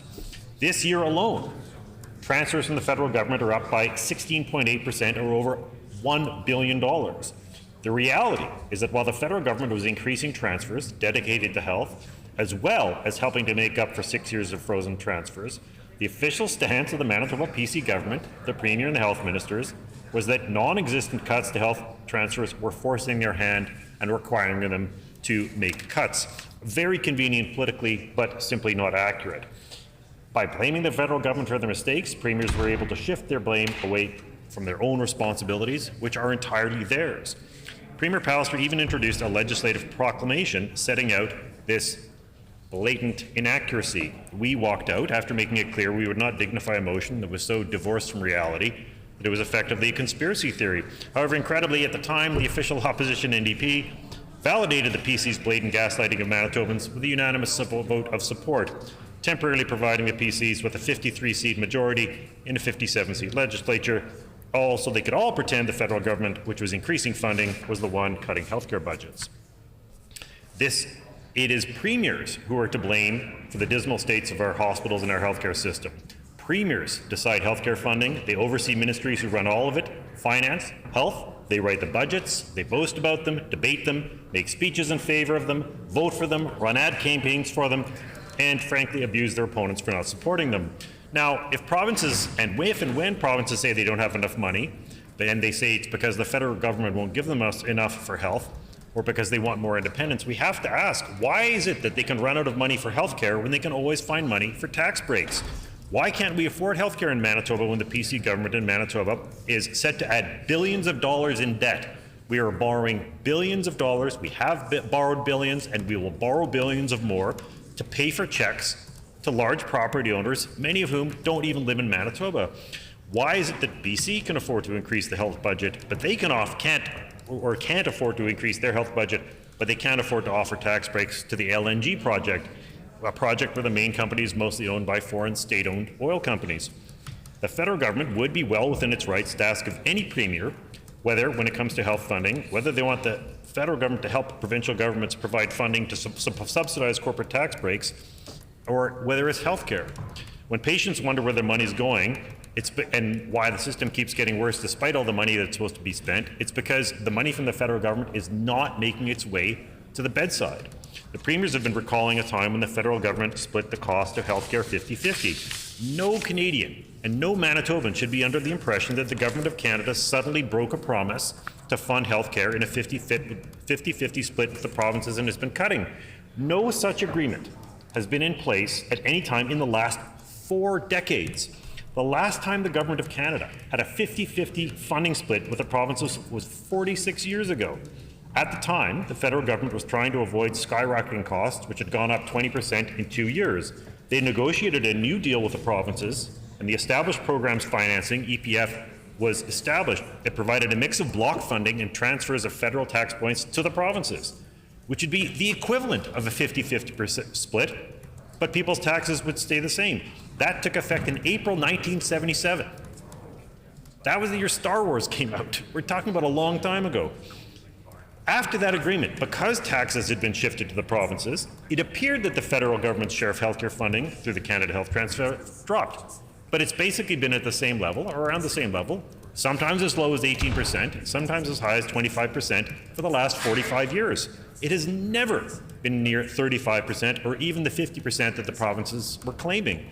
But CHT, the Canada Health Transfer, is not the only source of federal funding for healthcare. There's also equalization, which Manitoba, as a have-not province, depends on. It is equalization as well as separate health accords, and in Manitoba that's absolutely critical. Even in the 1990s, when the federal government increased taxes and reduced the Canada Health Transfer in order to balance the budget, they made up for it with increased equalization to provinces like Manitoba. So provinces like Manitoba and Saskatchewan were not required to cut or freeze their budgets in the 1990s. That was a choice. It was a choice that was blamed on the federal government, but it was a choice on the part of the PCs of the day. Austerity in Saskatchewan began in 1990 under the Romano NDP, and it stayed there for years, and in Manitoba under the PCs before 1992.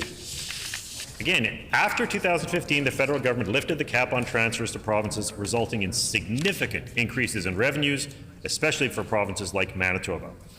Over the last years, the federal share of health has been steadily increasing, though especially compared to provincial spending, because provinces have been pulling back or refusing to spend the money, including Manitoba. The Parliamentary Budget Office noted that in many provinces, funding increases in 2015 were not making their way to programs, and Manitoba was one of the worst offenders. The debate is not taking into consideration the colossal and damaging changes in funding that occurred during the Harper Conservative government.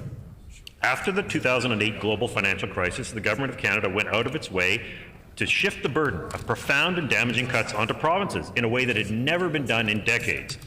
Many provinces saw their deficits and debt increase by hundreds of millions of dollars. The Harper government also unilaterally decided to move from 6% annual increases for the Canadian Health Transfer to 3% increases, and when provinces objected, they were told they could just raise their own taxes.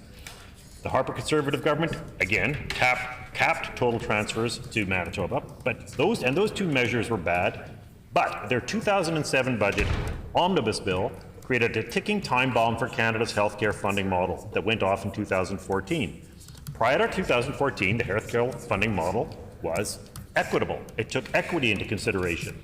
The 2007 federal budget changed that formula, effective in 2014, when funding was changed to a strict per capita basis. That result meant that every single province in Canada faced reduced health transfers except Alberta.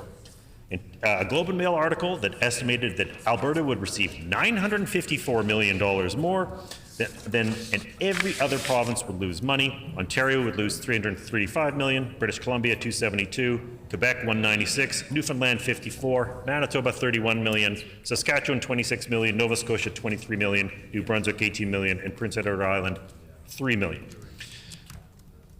That was voted for by the former Premier Brian Pallister and Jason Kenney and Pierre Poilievre and, in fact, Maxime Bernier.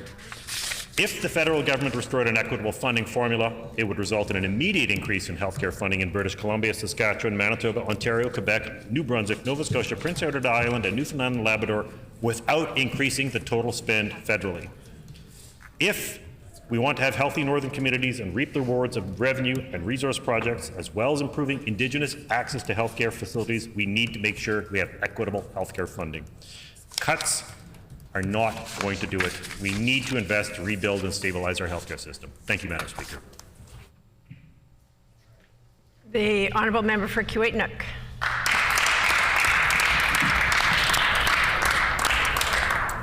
Thank you, Madam Speaker, for the opportunity to say a few words on the motion of the day, which is basically, I would think, pretty simple, a pretty simple motion that all can agree on. Even members opposite should be able to agree on, even though they can't say the name Brian Pallister. They should be able to at least condemn how he governed their party, how he governed the province, and the cuts and the detrimental impacts that he had in all aspects of provincial government here in Manitoba. But specifically to this motion, we're talking about the healthcare cuts. And I know members opposite do not even want to say the name Brian Pallister for whatever reason, whether or not that's something that's in the caucus office, a reminder when they leave the door, do not say the word Brian Pallister, do not link us to Brian Pallister. But the fact is, Madam Speaker, is Brian Pallister's involvement and influence is still very, very prominent in this caucus and in this government of the day. Including, I mean, in this particular instance, we're talking about the healthcare and the health minister's office and the health minister's decisions. And who appointed the health minister? It was Brian Pallister. Brian Pallister appointed the health minister. So how can we now try and separate that influence, separate that impact that Brian Pallister had on our healthcare system? Because it's prominent in there. And there's a bunch of different things over the last year or so that they're trying to distance themselves from Brian Pallister in whatever capacity they can. But the fact of the matter, the impacts, the budgets that Brian Pallister has passed, that every member opposite had voted in favor of and applauded time and time again, now those are all coming to reality. And Brian Pallister maybe at the time knew it. You know what? I'm not going to be here in 2023, so I don't need to worry about that. You carry those cuts forward for me. You carry my legacy for me. And that's what's happening. And we're seeing that catching up to this government now. And what are we seeing? We're seeing those detrimental impacts on our healthcare system.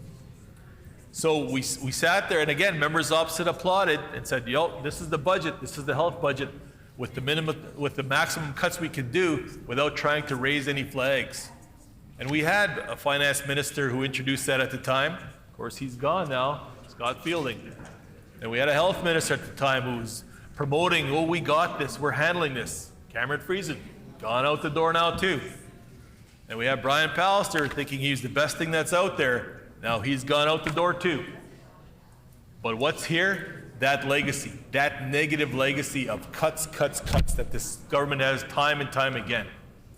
And conveniently, they'll use the pandemic as a shield for the incompetence that they're bringing to healthcare here in Manitoba, for all the cuts. To say, did you not know there was a worldwide pandemic? And to that I say back, did you not know there was a worldwide pandemic? Because that's not something you can bring forward and say, oh, this is the reason why we weren't able to do this or we weren't able to do that. The fact of the matter is those cuts were always in your plan. Those cuts were always a part of the PC agenda. Those cuts were always part of the Brian Pallister agenda. And again, they cannot even condemn that. He's gone. I don't know what members opposite are afraid of, for Brian Pallister to all of a sudden come back in October the 4th and maybe seek the re-election for the leadership. Maybe that's what they're hoping is not going to happen. We have to stay in Brian Pallister's good graces. But the fact of the matter, if you can't condemn that, then you're condoning that.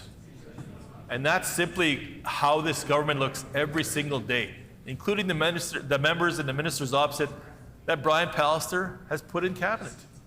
Because those members are still there today, including our health minister, who will stand up time and time again in this House and say they're doing such great work and trying to manipulate the numbers and say this is what we're doing.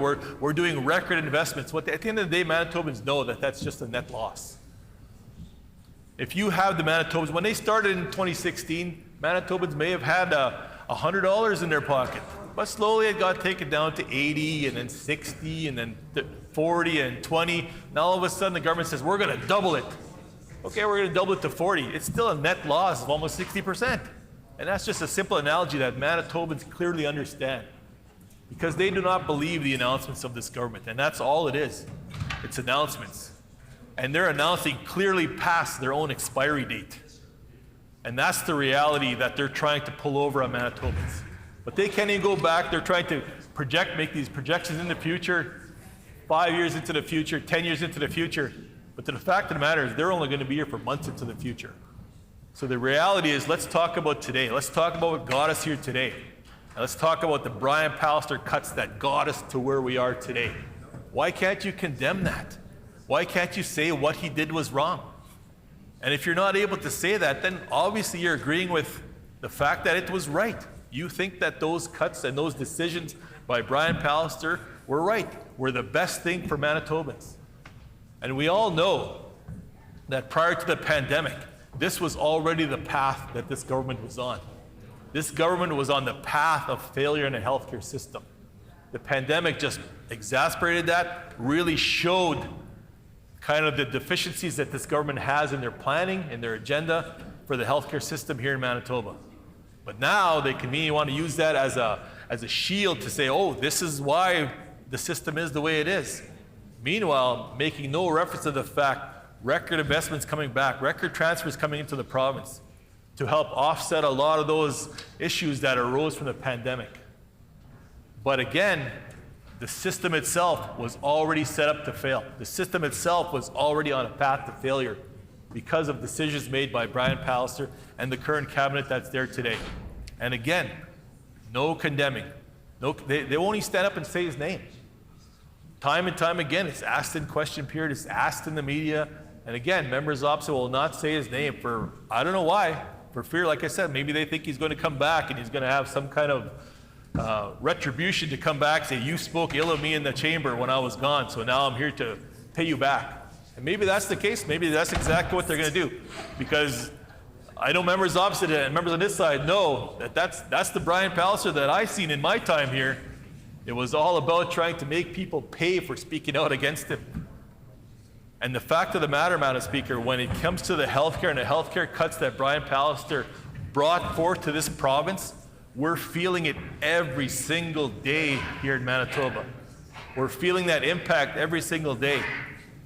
So the motion itself is pretty simple, right? It's just about condemning him for those cuts, and they can't even do that.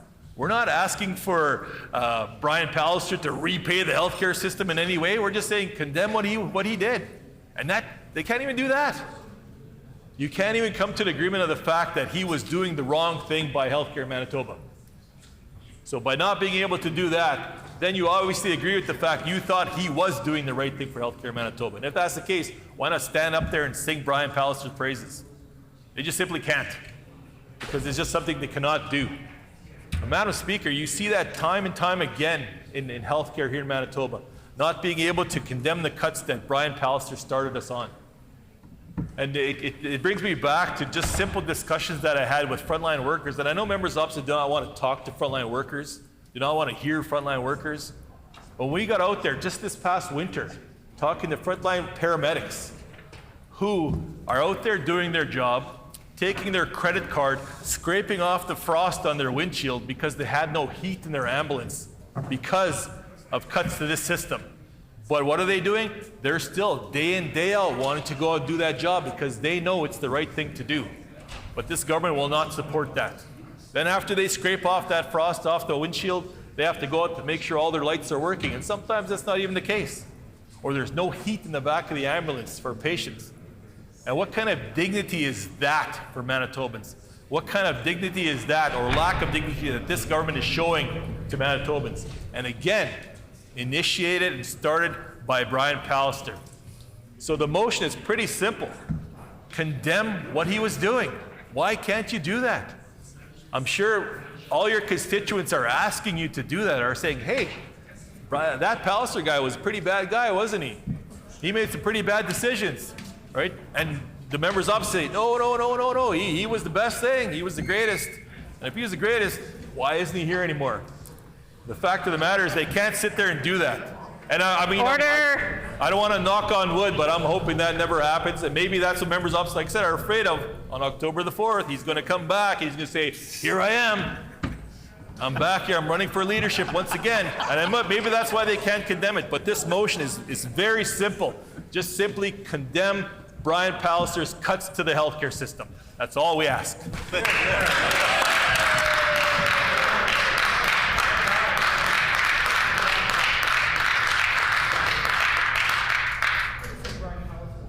The Honourable Minister of Consumer Protection and Government Services. Thank you.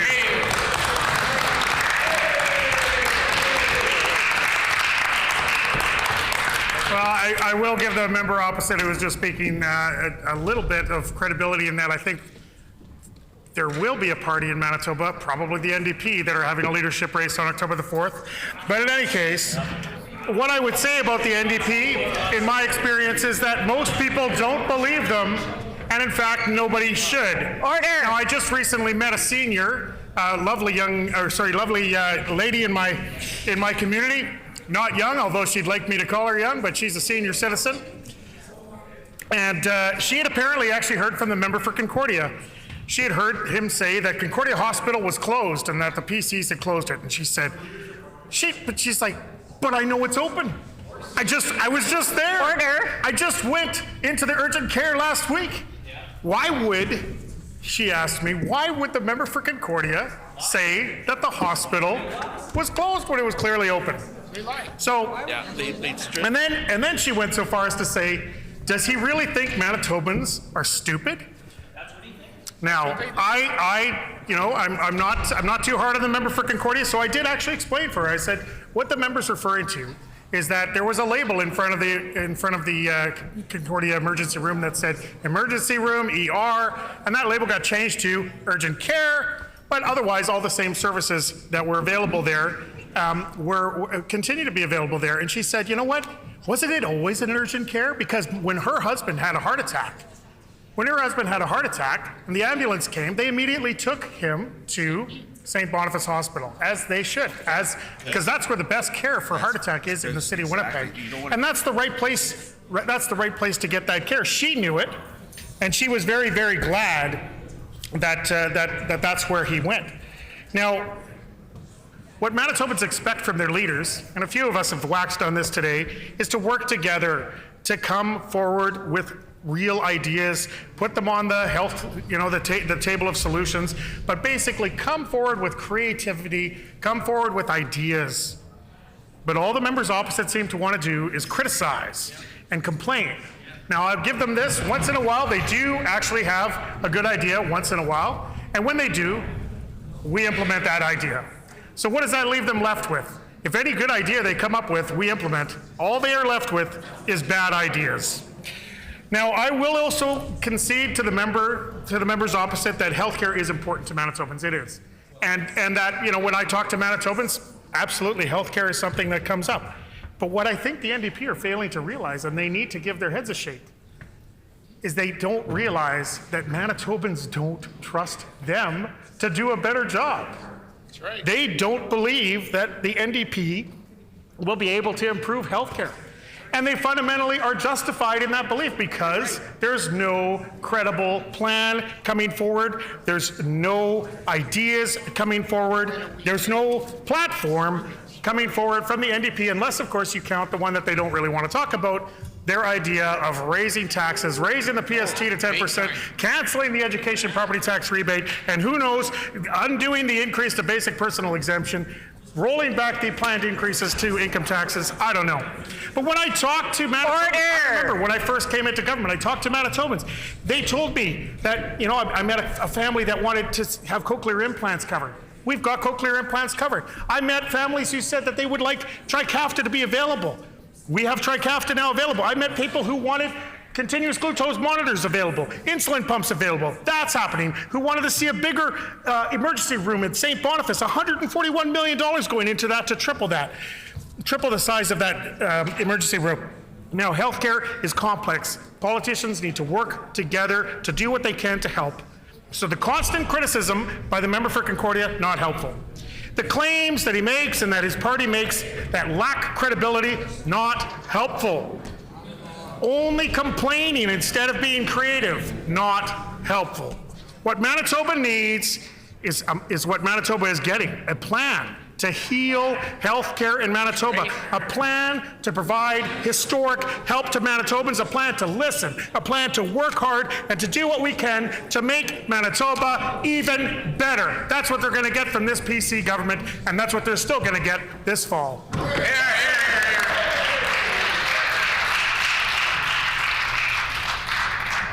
The honourable member for Notre Dame.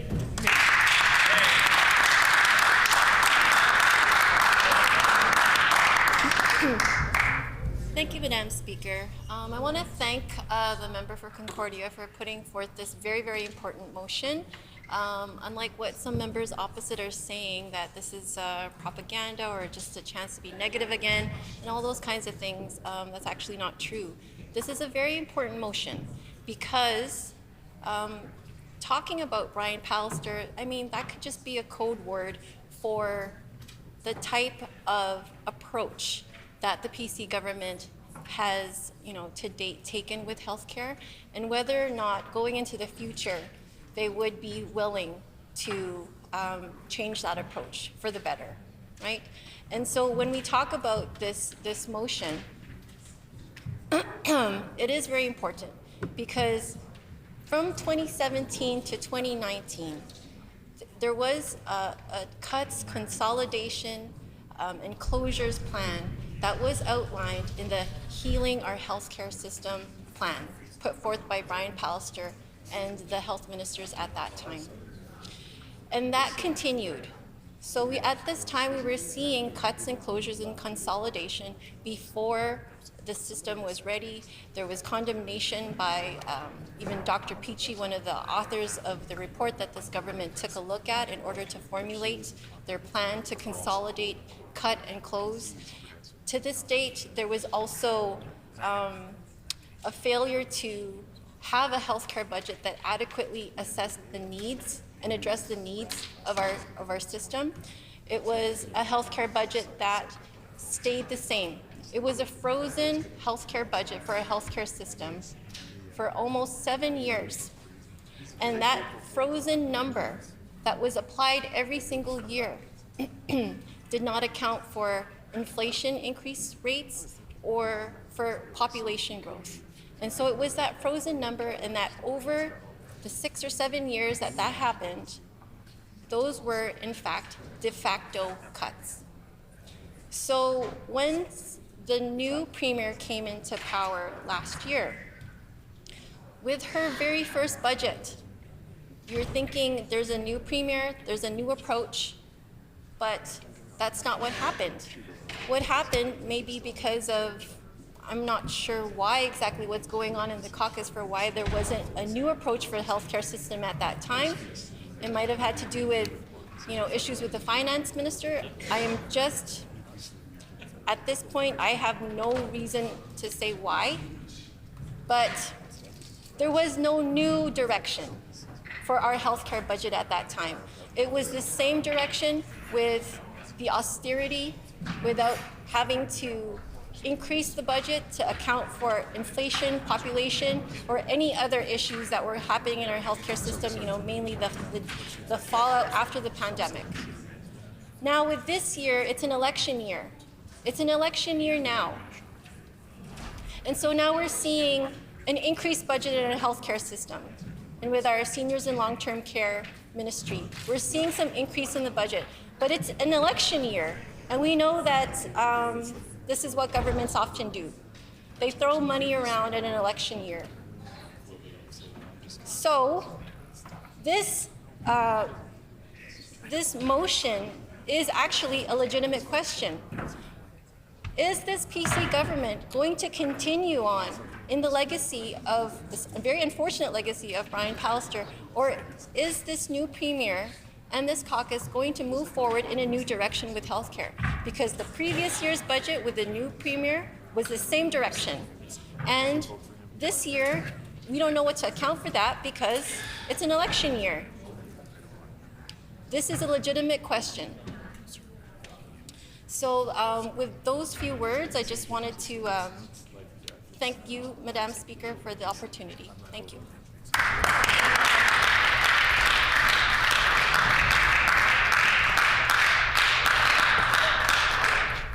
Are there any further members wishing to debate?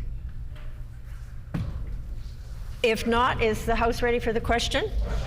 The question before the House is the Opposition Day motion in the name of the Honourable Member for Concordia. Do members wish to have the motion read? I hear a yes.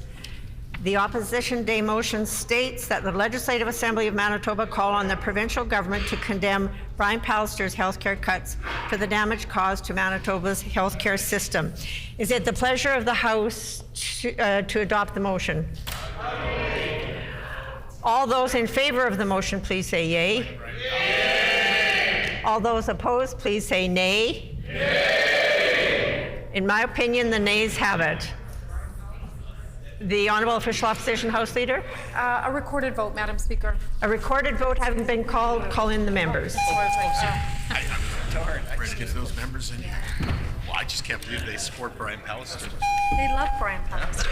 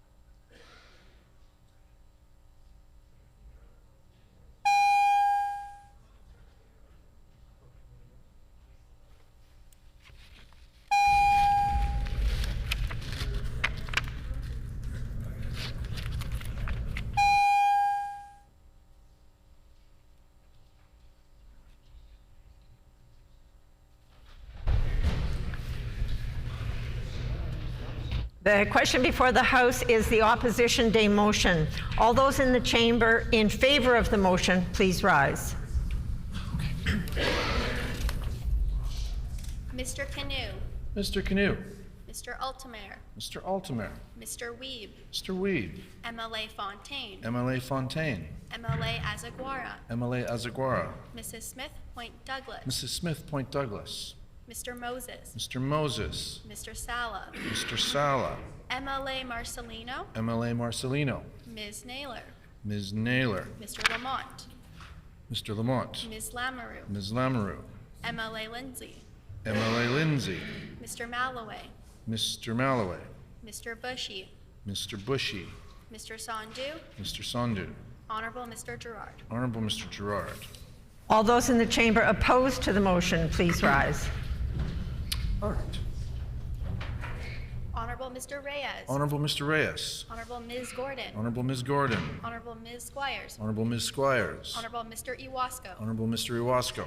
Honorable Mr. Smith Lajamodier. Honorable Mr. Smith Lajmodier. Mr. Schuler. Mr. Schuler. Honorable Mr. Johnston Assiniboia. Honorable Mr. Johnston Assiniboia. Honorable Mr. Nesbitt. Honorable Mr. Nesbitt. Honorable Ms. Morley Lecomte. Honorable Ms. Morley Lecomte. Honorable Mr. Khan. Honorable Mr. Khan. Honorable Ms. Clark. Honorable Ms. Clark. Honorable Mrs. Guimard. Honorable Mrs. Guimard. Honorable Mr. Wharton. Honorable Mr. Wharton. Honorable Mr. Johnson, Interlake Gimli. Honorable Mr. Johnson, Interlake Gimli. Honorable Mr. Piniuk. Honorable Mr. Piniuk. Honorable Mr. Teitzma. Honorable Mr. Teitzma. Mr. Mikuleski. Mr. Mikuleski. Mr. Smoot. Mr. Smook. Honorable MLA Klein. Honorable MLA Klein. Mr. Martin. Mr. Martin. Mrs. Cox. Mrs. Cox. Mr. Micklefield. Mr. Micklefield. Mr. Wishart. Mr. Wishart. Mr. Lajamodier. Mr. Lajmodier. Mr. Wojcik, Mr. Wojcik, Mr. Ginter, Mr. Ginter, Mr. Eichler, Mr. Eichler. We will now proceed with the members participating virtually in alphabetical order, with each member to clearly identify with "I vote yes" or "I vote no." Would the page please conduct the vote? Mr. Brar, I vote yes. Mr. Brar votes yes. Honorable Mr. Gertzen, I vote no. Honorable Mr. Gertzen votes no. Mr. Helwer, I vote no. Mr. Helwer votes no. Mr. Isleifson, I vote no. Mr. Islifson votes no. Mr. Lagasse, I vote no. Mr. Lagasse votes no.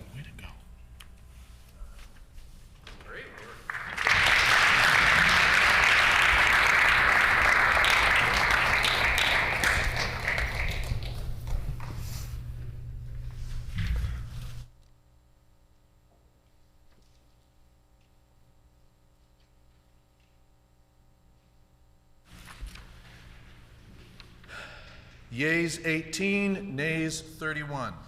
The motion is accordingly defeated, and the hour being past 5 p.m., this House is adjourned and stands adjourned until Tuesday at 10 a.m. And have a wonderful May long weekend, everybody.